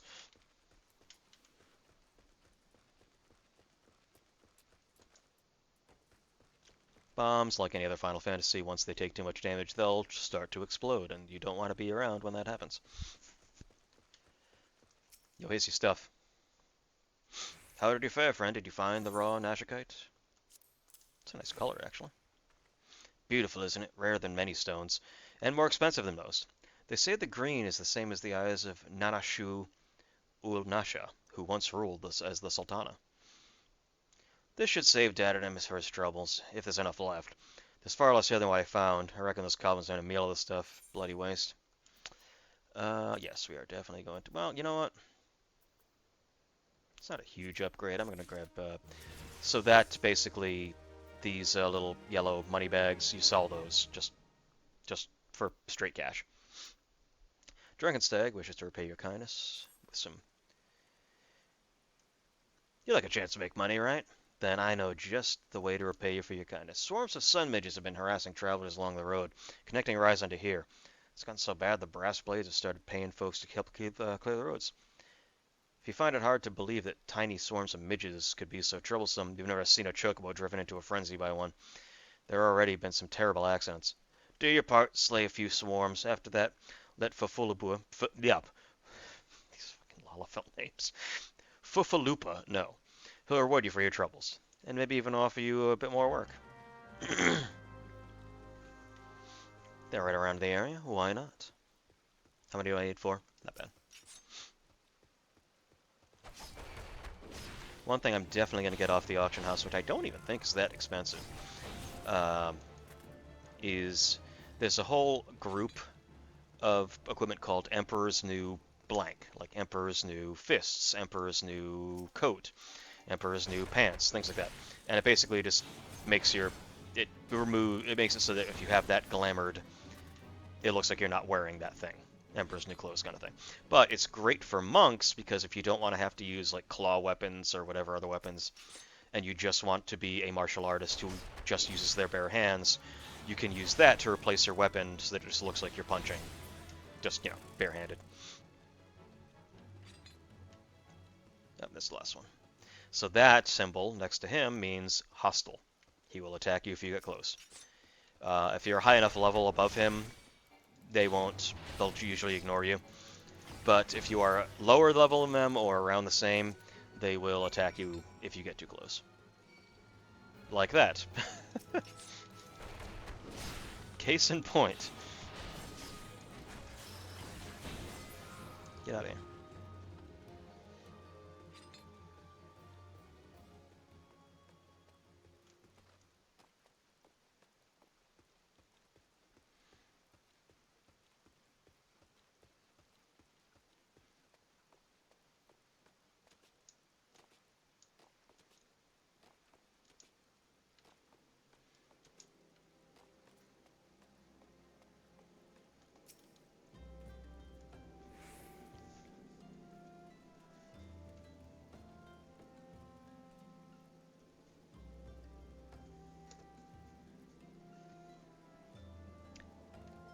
He's slain how many swarms of sun midges?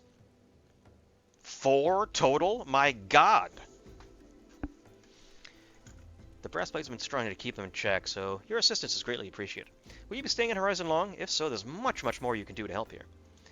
We're basically kind of just waiting to get to the point when I meet up with the hero group, because then the story is going to pick up and it's basically off to the races from there. We're basically going to be just dealing with the situation at hand.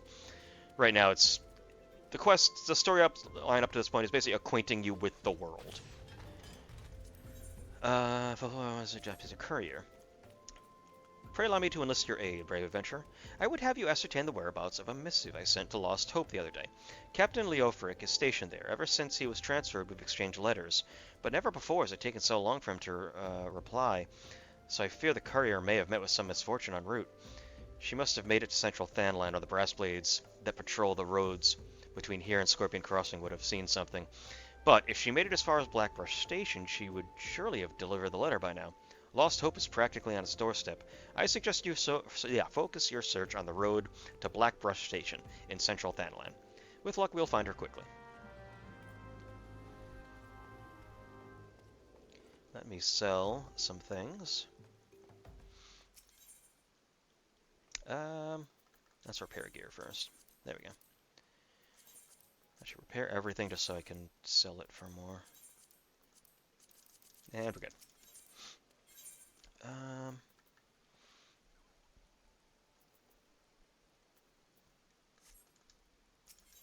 So now we're just going to sell you.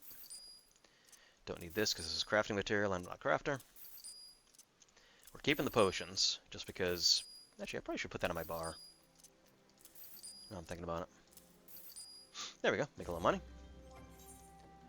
Yeah, let's put this just to have it.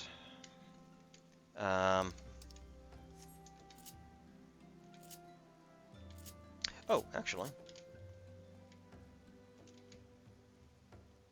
Yeah, I'm going to put you here. No.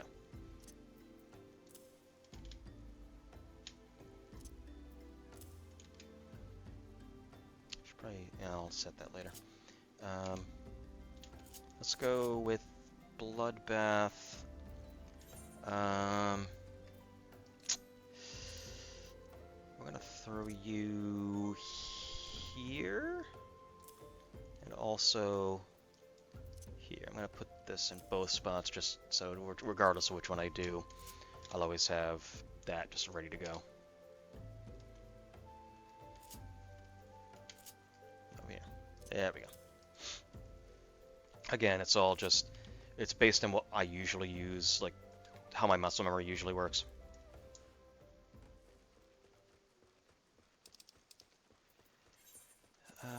So that's, oh, right here. I can do my leave. That will unlock leaves for the area. Although I'm making fairly good progress leveling, so I'm not entirely sure I'm actually going to need it.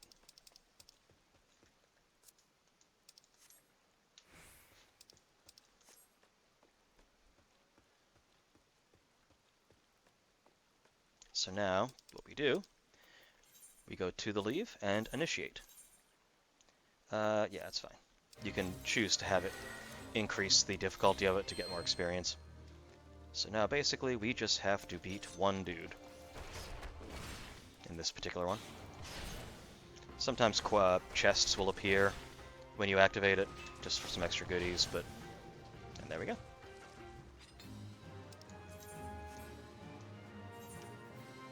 No, I do not need that. Because I am on my way to... Actually, I wonder if it'll let me into the Waking Sands. I wonder if it's, like, if it's even an option to go in there yet.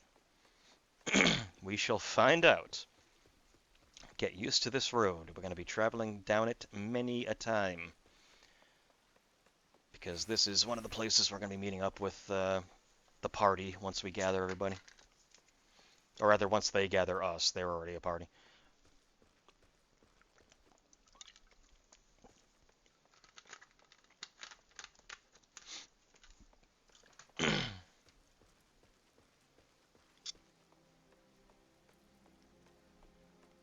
So here we are, in Vesper Bay. Which one of you, I think it... Color your world. Yeah, so 15 is when I can start doing these for glamours, and which one are you? Are you a dungeon, or are you... Yes, that's dungeon, and as is that.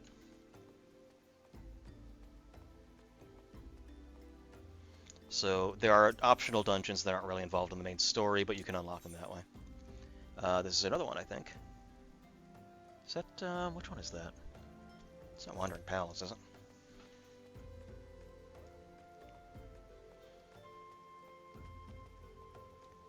So what's this building? This building looks kind of nice. Oh, hi, Todd. Oh, who are you?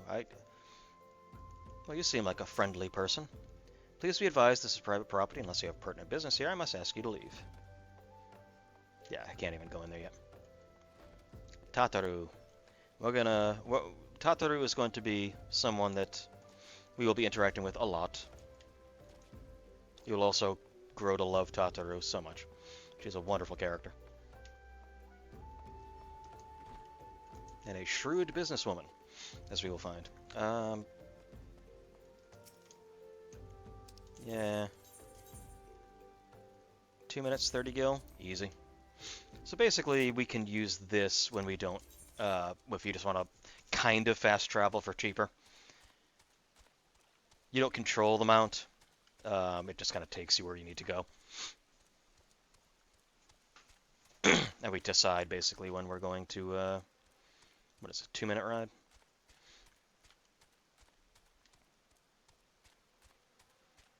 And we can choose to get off early by just dismounting, if we so choose.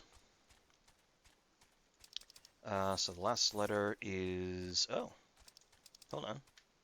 That's Blackbrush Station, so we can just warp over there. Once we are here, and there we go.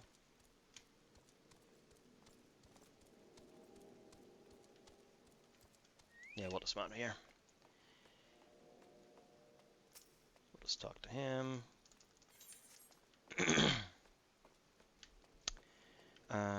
We will finish off the leave quest.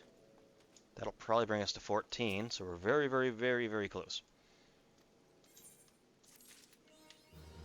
Ah, not quite. Okay.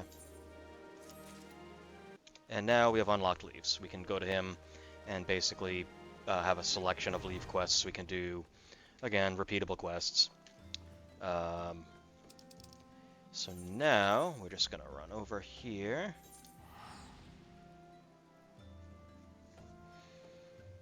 Leave quests are also a decent way to make some money.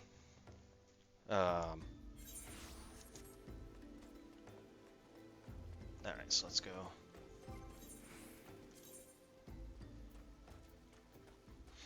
Hempen bracers, some jack boots. Okay. Well, that looks slightly less embarrassing, I guess. Yeah, the instant I hit 15, I'm going to get those glamours and I believe the ability to dye things. Because yeah, this clown getup is going to get on my nerves. Meaning I'm going to have to start shopping around for some glamours, something that looks nice. Since I'm going the martial arts route, I'll have to see if I can find something that kind of looks fitting. Actually, I already know exactly what I should probably be going for. I don't know how much it's going to cost is the problem. I'll have to see. Could also just see if one of my FC mates can just craft me some stuff, but then again, I could always just buy it on my main.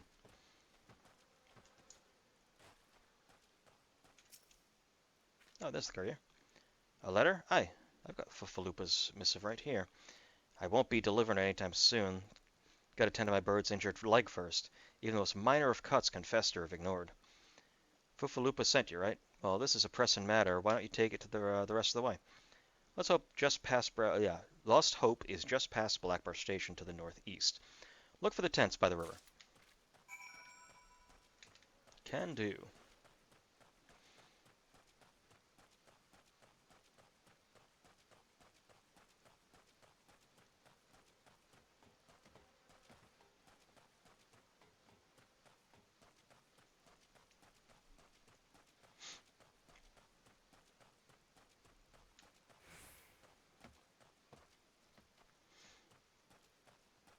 Hammerbeak, got a giant tortoise over here.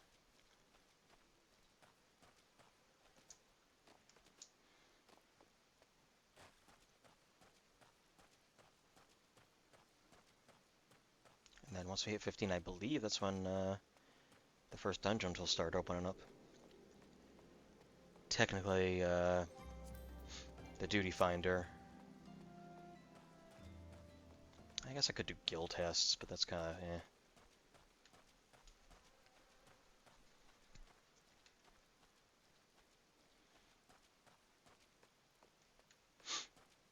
Not something I necessarily need to do.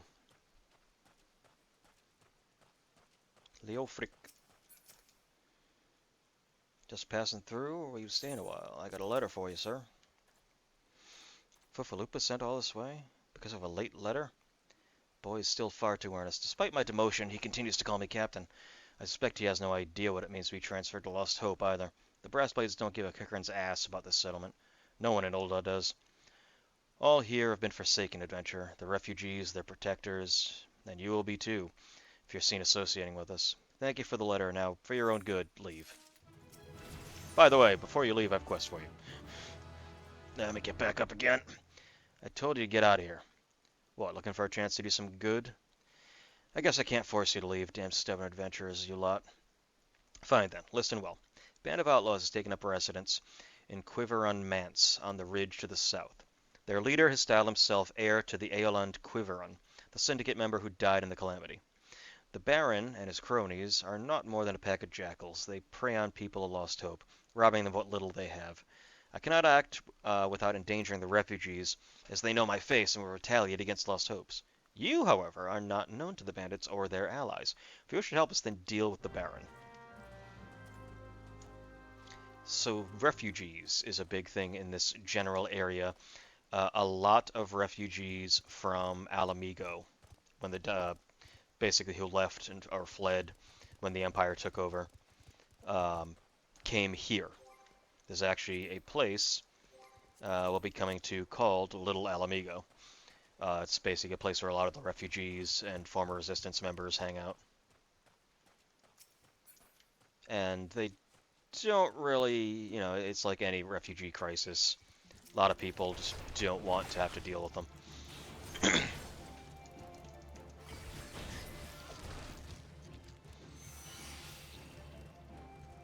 Hello.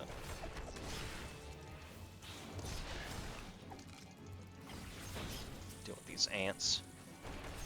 Ants! Ant-Man!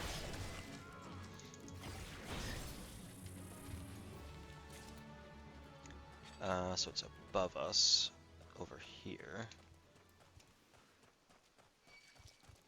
Go away, ant. Seriously.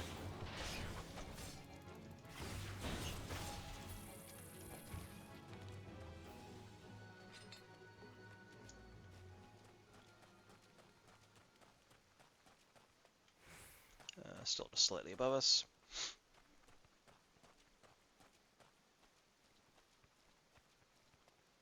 Yeah, don't mind me. I'm just here to assassinate your lord.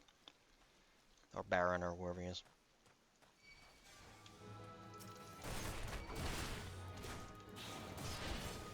Baron von Quiveren Il Esquire. Or the third? Is that Il or is that third? I think it's third. Baron von Quiveren the Third Esquire.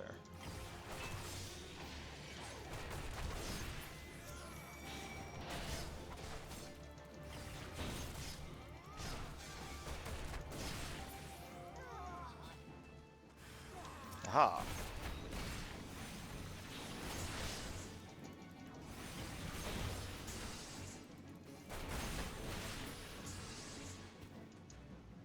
Well, that assassination went well.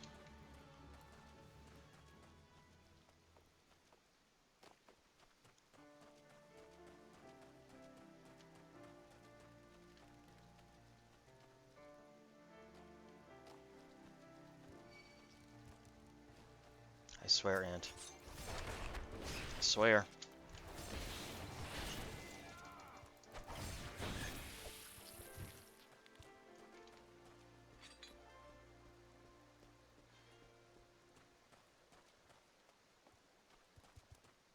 Hey guys, you're gonna be so proud of me. I totally murdered that dude.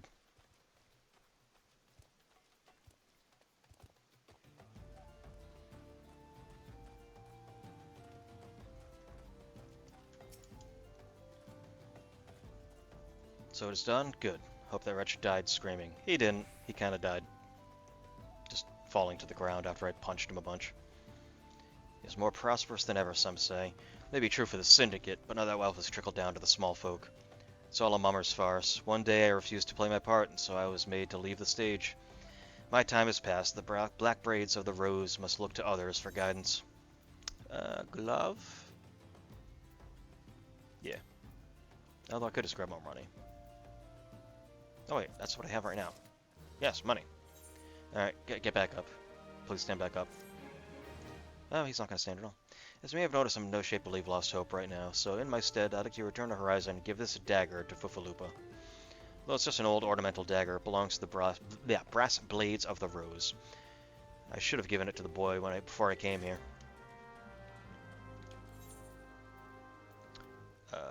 Blackbrush? Wait. No, it's Horizon. Yeah.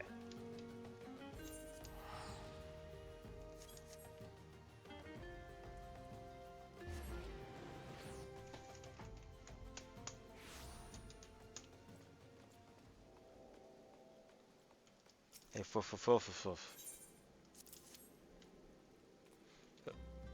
Why do you have that dagger? Only a captain of the brass blades of the Rose is permitted to possess it. Captain Leofric says that I'm to have it? This must be some mistake. You couldn't possibly mean to tell me that... No, of course not. I'm not worthy to wield it. Nevertheless, I shall respect the captain's wishes and take the dagger into safekeeping until he comes to reclaim it. Next class quest. Following footfalls. If I was a pal, well, I could grab Gladiator. The Gladiator questline is at least kind of neat. Fufalupa needs you to assist his fellow brass blah blah blah blah. Swear to God, it's like a tongue twister. Brass blades of the Rose have need of your assistance once more, Kil'rath. Thaumaturgists from the Ossuary are presently surveying the footfalls for ancient relics. As the area is rife with wild beasts, Horizon Garrison has been charged with their security, but Captain Baldwin sent only a handful of brass blades. Despite his assurances to the contrary, such a small unit cannot possibly be sufficient to protect our patrons. I would have you offer assistance to my comrades. Pray, travel to the footfalls and speak to Totaruna. Can do. But first, I'm gonna go get my glamour on.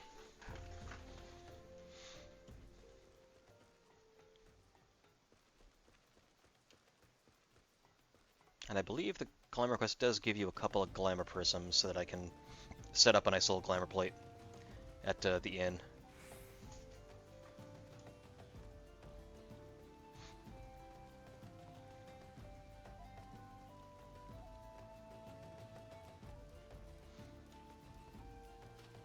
Some of it doesn't look completely ridiculous.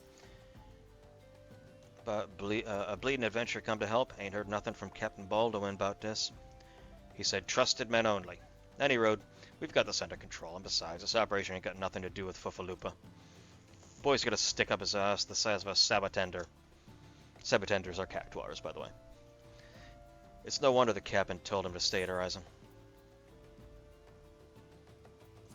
Yeah, I'm taking the gold. Storms on the horizon. Nunu Zofu. Nunu Zofu wants you to deliver a message to Crescent Cove. Hey, adventurer, mind running a message to Crescent Cove for us? Captain Baldwin's planning some festivities for the Thaumaturgists, see? He wants them to be treated to the finest food and drink. Nothing but the best for our distinguished guests, eh? Head west and south to the village and tell Raffi that he's to deliver a bounty of fresh fish to Horizon for the feast.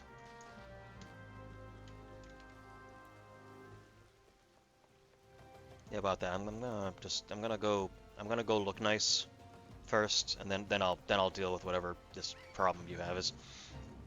Whatever it is.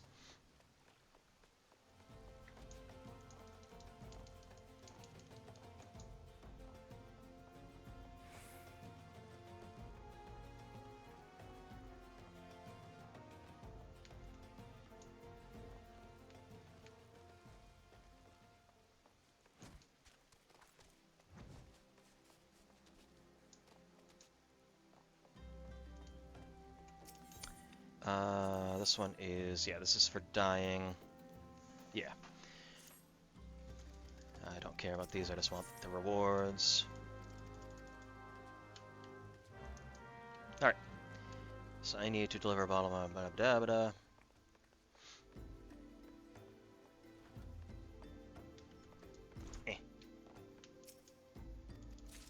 Yep, so deliver that to them. And then go to this dude.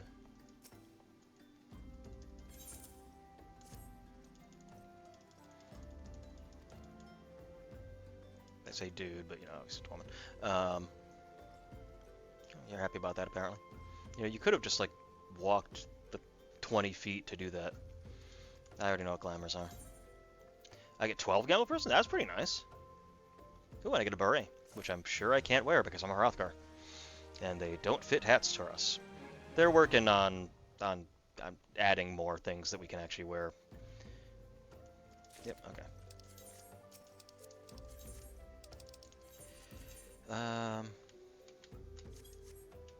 Wait. Bottle of orange juice. Oh, is that something I just buy from one of these merchants over here? I think it is. Again, this person does not want to walk 3 feet. Orange juice. These are meals. Meals are things that, as you can see, has effects like it'll increase certain stats, and it will also increase the amount of experience I get, which means it's actually probably a decent idea to grab a couple and use that when I'm leveling, especially dungeoning.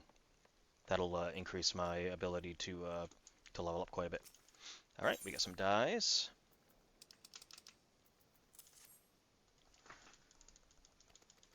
Okay. So now we can dye our clothing. Not all gear can be dyed. Sometimes it can, sometimes it can't. You'll know it can if it has that little circle in the upper right-hand corner of the icon. Like, for example, these don't, so these can't be dyed. The weapon can't be dyed, although there are certain weapons that can. Crescent Cove. Let me see on the map exactly where that is, because I'd like to... Well, then again, I'm not quite sure what outfit I'm going to wear, so I'll wait for a little bit. But yes, the glamour plates I can do... And actually, we can see glamour plate right there. At some point, I'm also going to have to create a portrait, which is basically something that will show up when you're in a dungeon. It'll show everyone's portrait. And you don't want it to have just the base portrait. You want it to look fancy. This way. I'm going to avoid the vultures, since that seems smart.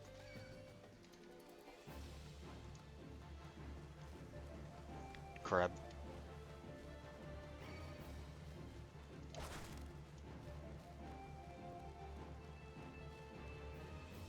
Looking back like, what? Stop it.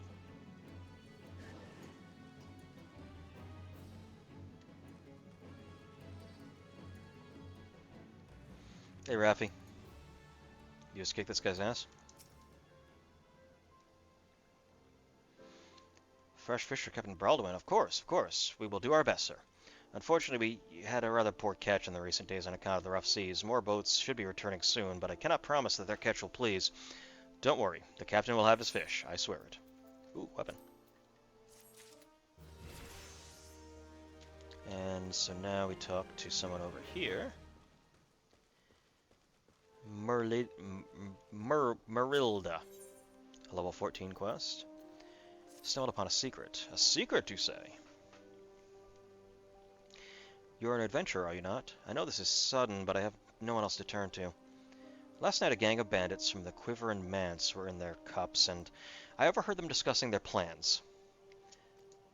It seems they have they've come to collect gemstones from Copperbell mines. Nashikite, I think I heard one say. Yeah, I already dealt with that. They are to meet with their co-conspirator soon at the Footfalls. What did you say? Oh my god! Illicit exchanges and shadowy dealings, the brass blades cannot abide such malfeasance, whatever. Forgive my eavesdropping, Kil'rath. I came to Crescent Cove merely to thank you in person. I never imagined I'd uncover a criminal conspiracy right outside Horizon's gates. We must act quickly if we're to apprehend these thieves. I will notify Captain Baldwin at once. No, wait, you must... Oh, God. You must stop him before it's too late. Captain Baldwin himself is working with the bandits. Oh, that's a problem.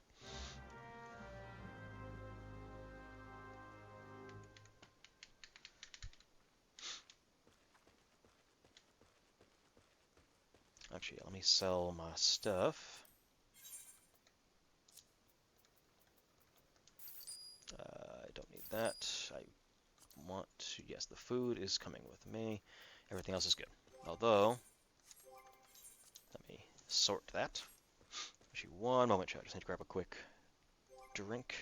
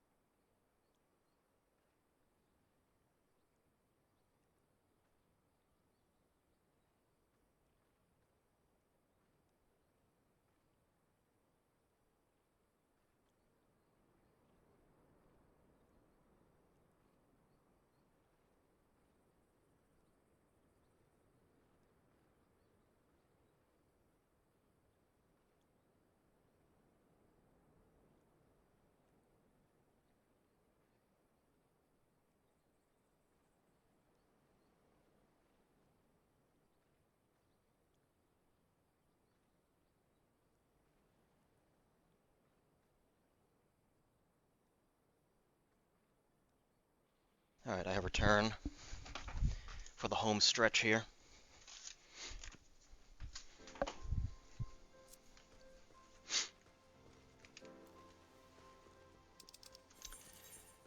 He's in the middle of nowhere, isn't he?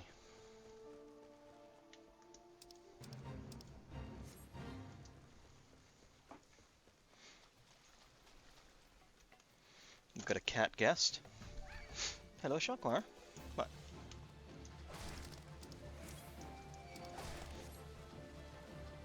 Oh, he's right over here. Oh, and this is another solo duty. A little instance. Seriously, Vulture. Actually, this... If only he could do damage to him, that would solve my problem. Alright.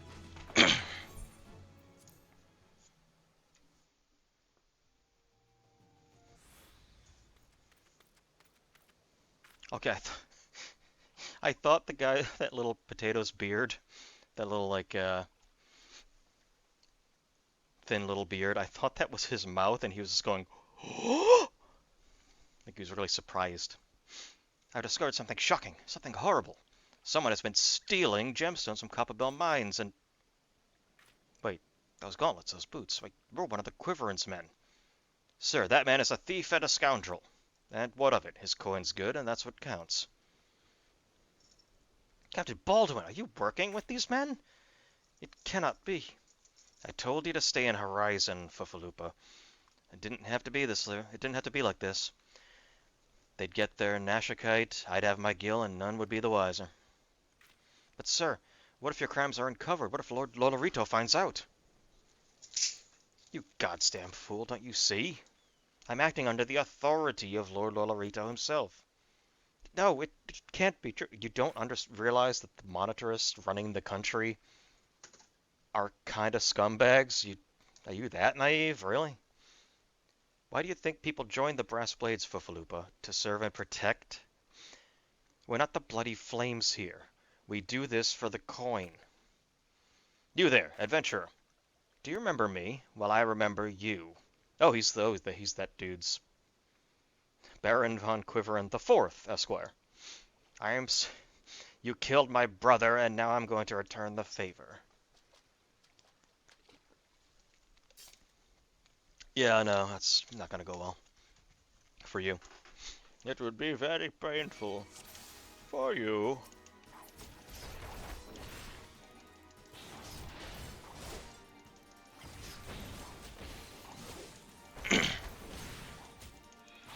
I trusted you. We just met.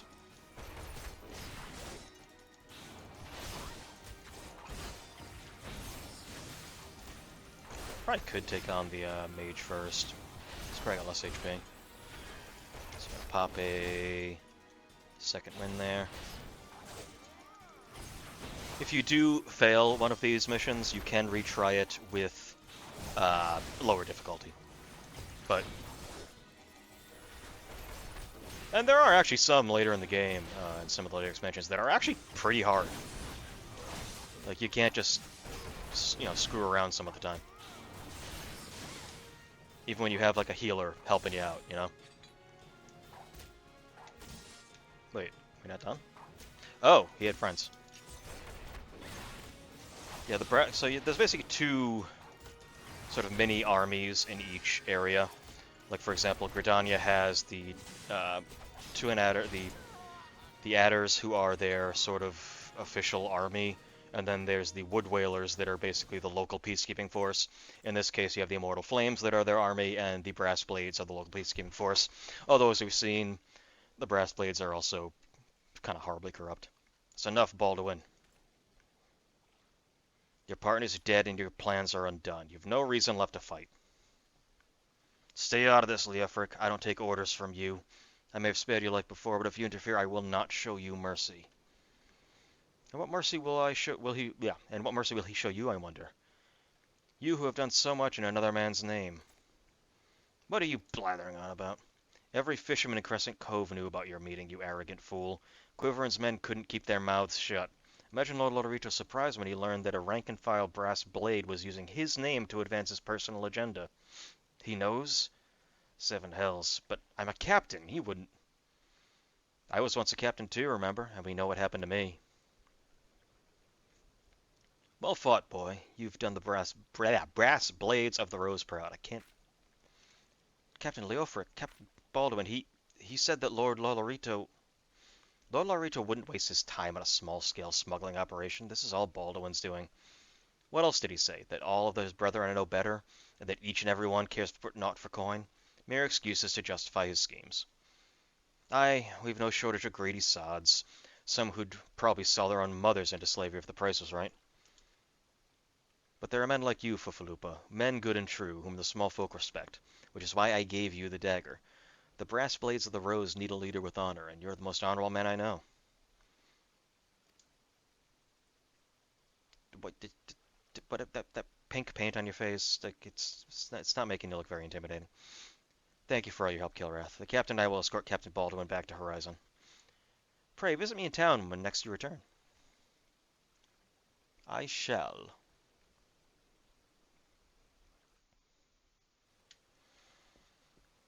I earned the achievement to crush your enemies. See them driven before you and hear the lamentations of the women. Ah. So I'm wondering, we should be getting close to our first quest that involves going to a dungeon.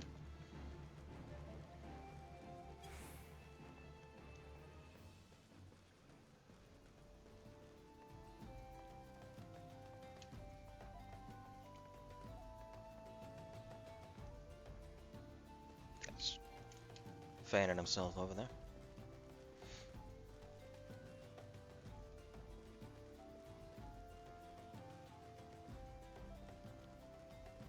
And actually, oh, I gotta go back and do my next pugilist quest. We're halfway to getting Monk. And before I stream next, I might unlock Gladiator and just level the crap out of that. Captain Baldwin has been arrested and stripped of his rank, which means the Brass Blades of the Rose no longer have a captain. Until a new one is designated, I've been ordered to serve as acting captain of the Horizon Garrison.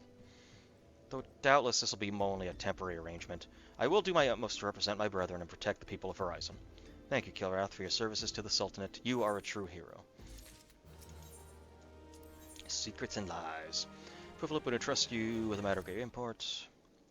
I salute you, honored friend. As acting captain, I should be much obliged if you would grant me a personal request. In our efforts to ascertain the full extent of former captain's corruption, we have been poring over his personal correspondences. Our searches unearthed a sealed letter addressed to a man named Owen. He is one of the Sultan's sworn elite. I can think of no reason he should have any dealing with Baldwin. We now know the former captain was consorting with a coalition of criminals. Could it be that Owen was too? The letter may serve evidence of their collusion, so I dare not tamper with it myself. But given the events of recent days, I knew not whom to trust with this information until now. I have chosen you, Kil'rath. Pray, bear this letter to Mistress Momodi of the Quicksand. Relate the circumstances of its discovery.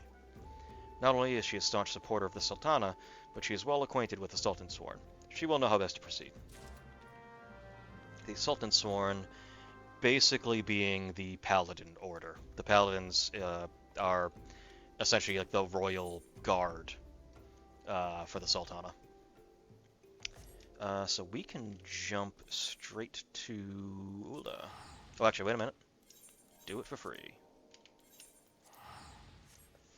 And then while I'm here, I can jump into the inn, and I can maybe set up something quick as an outfit. Or at the very least, yeah, I can put stuff in the in my armory chest so that I can...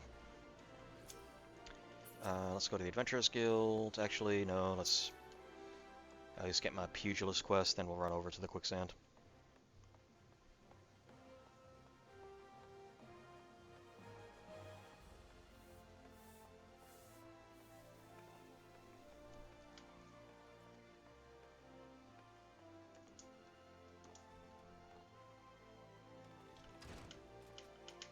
There we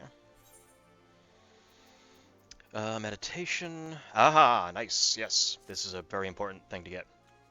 Because this is going to be the first real uh, like mechanic of Pugilist, which is meditation, which, well, we'll see.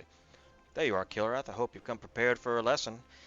Today I want you to go and fight some toxic toads that nest at the unholy air. Make no mistake, son, these toads are huge, which means they have huge guts. But that's besides the point. The point is you'll need to use your head to overcome them. Thanks to their immense girth, these toads hit hard. Fortunately, they tend to hit wild as well, so bide your time and wait for an opening. And when that opening shows, thwack! Rip and tear through your foes with your fists. As proof you've defeated the toads, I want you to bring me 5 of their legs. Chuchuto and I will be waiting for you at Blackbrush Station. Your lesson continues there. Okay. I'm guessing this is totally for training purposes, not just because you want frog's legs for lunch. I mean, let's be honest, it's probably what it is. That's not what I'm looking for. I'm looking for the quicksand.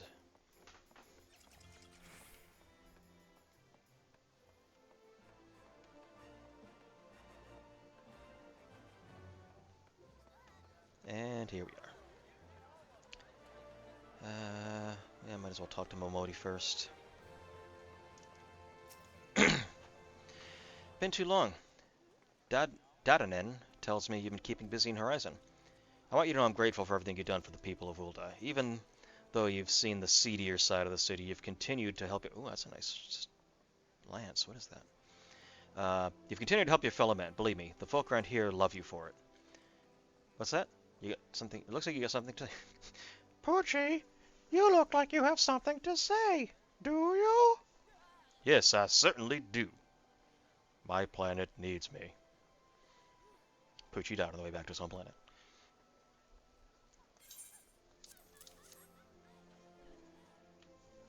Please don't turn off the computer, cat.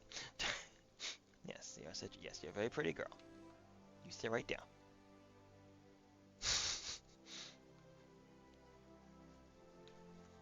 She likes to nap on the computer, which, you know, would be fine if the power button wasn't right there. Though she's usually pretty good about not hitting it. So that's what this is all about. Fupaloop is thinking Owen might be in league with this Baldwin, that the letter could prove something shady. Well, he needn't worry. Owen's as loyal a Sultan Sworn as I've ever known. I haven't the foggiest what this says, but... Wait a minute. Wasn't Owen the one who... Oh, hells, I've got a bad feeling about this. Listen, Kil'rath, I think I know what this is all about, and I need you to swear to keep it quiet. If you'd rather wash your hands of the business, I won't hold it against you, but if you're determined to see it through to the bitter end, say the word and I'll explain. Nah, I'm just gonna wipe my hands of it. I'm leaving. Roll credits. You found your way to the quicksand for... yeah, okay, I see. Quest. Can it count in your discretion? An Ul'dah ring. Alright, let's see what we got here.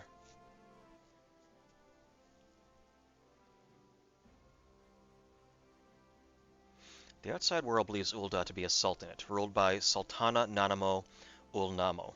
Truth is, though, it's the 6 wealthiest citizens who hold the most sway, the Syndicate. Be that as it may, the Sultana's still got the support of the people. But she might struggle to keep even that if a certain incident becomes public knowledge. It pains me to say it, but Her Grace's crown, the symbol of the royal dynasty, has been stolen. And Owen's the Sultan Sworn, who was charged with guarding that particular night.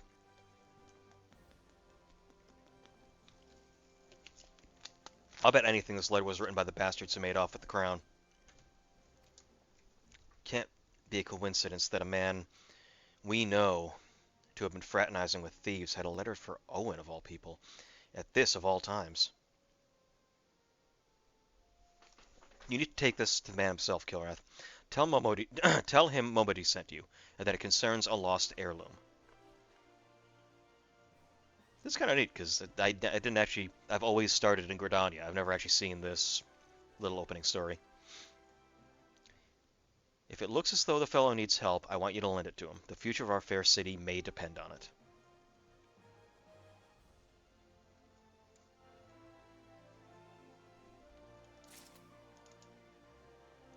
You find our way to the quicksand, friend. As you can see, we can... Oh wait, no, I don't have to talk to her. I have to talk to you. I might just... So basically, here's how this works. So, armory chest.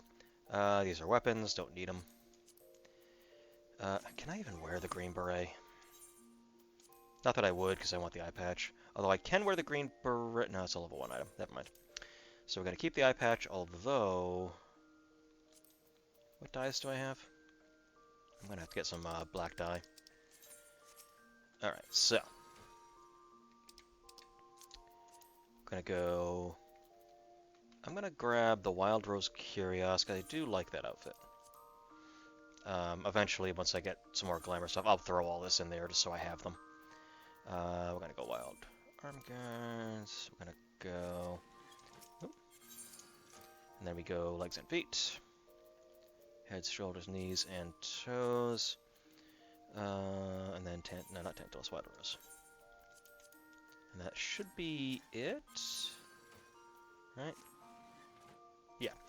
So you can either choose to apply the glamour here, or, because you would need to use a glamour prism every time you glamour something, but you can do this, set up a glamour plate, and you can do it for free. Oh, actually, you know what? That's right, I don't want those gloves. I want the ones that actually allow me to keep my claws. So we're going to put the Wrathguard wrist guards in there. So, we go edit plates, parade. That, and that. And then we go save. So now, we go over here, apply, and there we go. And as you can see, I still am using the gear that has all the stats I want. It's just that it looks like the Wild Rose stuff. So I'm going to save that, and you know what? I'm going to make a portrait. First of all, what pose do I want? I don't know how much, which ones I even really have. Disappointed, fears, deny, congratulations, thumbs up, blow kiss, pair of specs. Pair of specs could be good. Okay, that's fine.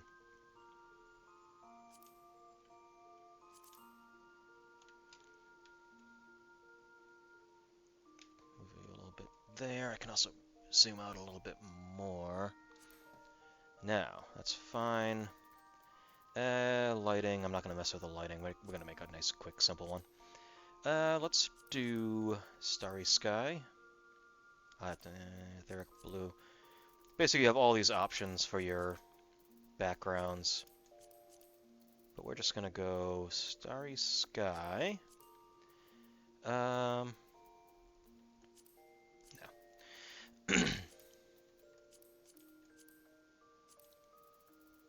And you can get more, you'll unlock a lot more stuff to put here as well. Let's go with gold. You know, I'm just gonna go fade to black. And for an accent, the accent is kind of stuff like this, but we're gonna go particles, make it look kind of shiny. Excuse me. Ambient lighting. Actually, I'm gonna do a little bit of that just because it is nighttime. So let's kind of make it look a little dark, because, you know, starry sky. And we're going to go the lighting I want over here.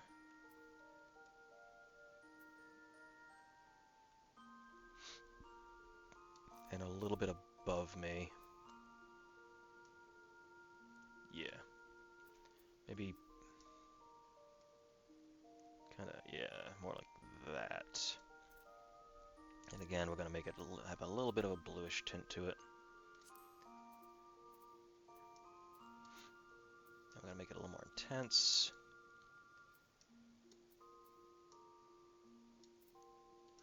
Ambient lighting. Sure. And then directional lighting is looking fine. Yeah. Yeah. Okay. And you'll also be able to get items, eventually weapons and things that will have effects that will actually be animated on this. So yeah, basically anytime now that I'm in a dungeon, at the beginning, people will see my kind of want to be... No, no, no. Yeah, a little higher up, maybe.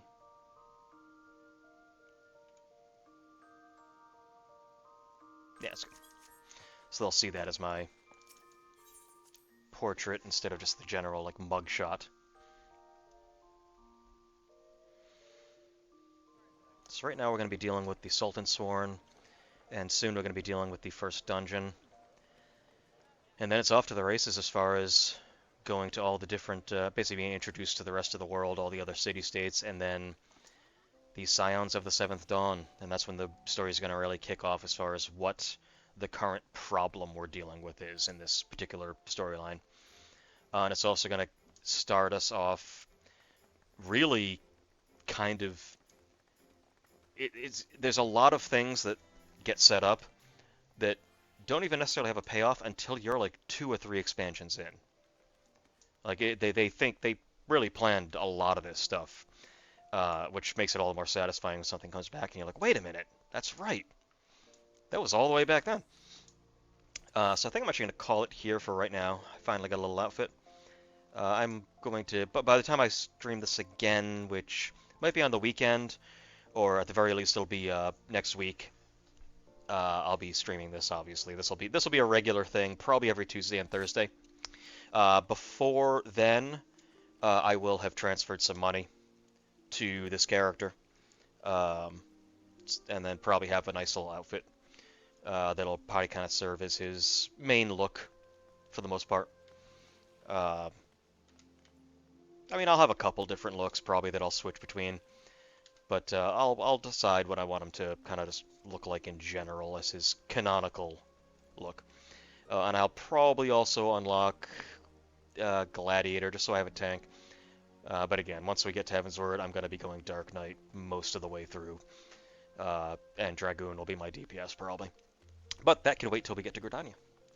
But for now, that is that. Thank you everybody for being here. I know it's kind of a slog right now because it's very unfocused at this point because it's really just introducing you to the world and to your class and how to play the game. Once we meet up with the Scions, things are going to be much more directed toward a goal and toward the story that's going to carry us through all the way to the end of Endwalker. And then when Dawn Trail comes out next year, this is going to be a fresh start where all the problems are behind us, and now we're probably going to learn about some new problem and start setting up new things. But that'll wait until my next stream. It'll either be on the weekend or it'll be Monday or Tuesday. I'll probably stream this next, if not on the weekend. But it'll be on I'll make it part of the schedule once I decide. And then tomorrow will be the birthday stream. I'll probably be doing some randomizers along with some other things. I have some ideas. It'll just be kind of a fun day to just kind of mess around with some games. Nothing too crazy. But for now, that's that. And I'll see everybody next time. And certainly, I have my Twitter linked on the site along with the YouTube, where this will be. This will be on YouTube like everything else. Throw me a line on Twitter if you have questions about the game. Obviously, this is to help people be able to just experience the story without having to deal with the MMO and all that. But if people are interested in the game and want to know just things to help them know if they want to play it, or just questions they have, or if you're new to the game and want questions answered, drop me a line either on Twitter or hit me up during stream, and I will be happy to answer them. But thank you again, everybody, for being here. Hope you enjoyed, and I'll see you next time.